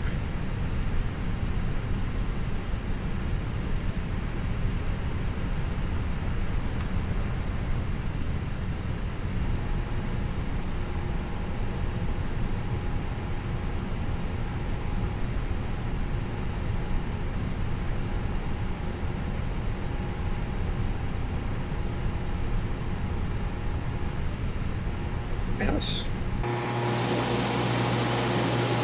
Well, we survived. Yeah, it just feels like there's a slight increase in sensitivity required there. That's the key thing for me, is the handling. I think in terms of the system modelling and everything Phoenix do include with their aircraft, is there's great fidelity in there. The system is very well modelled. It's just getting that sensitivity right, and every time we get a new release, we do need to tweak all that somewhat and have a look at it. And I think it's just first off. Last time on linear settings, it was a no-go for me in terms of realism. This time, from a starting point of view, it's in a much better place from the get-go. Just feel there's a little bit more sensitivity needed compared to the real world inputs I would make on the side stick and the landing and takeoff. That takeoff out of Jersey, I'm not sure what's going on there. Almost full aft pressure required on the side stick there to get up. The takeoff performance settings looked sensible for the weights we were at on the flap settings. That kind of makes sense in my mind, what I'm used to. I would expect that level of out pressure really ever being required in a normal flight, so something going on there. Keep an eye on it. Check that one out again. Didn't get that on the way out of Birmingham though, so interesting. Perhaps it's a one-off, so keep an eye on that one. But no, it's a very good model. It's definitely going the right way. It's an improvement. Lots of work done there. I'm looking forward to the Neo. We do perhaps need to jump into the FS labs and check out the 321 Neo, which I'm familiar with as well from a real world perspective. It's bang on with that, so a bit more we need to go and check out there. But, yeah, really nice model. We're lucky to have that level of immersion in a flight simulator, so fantastic.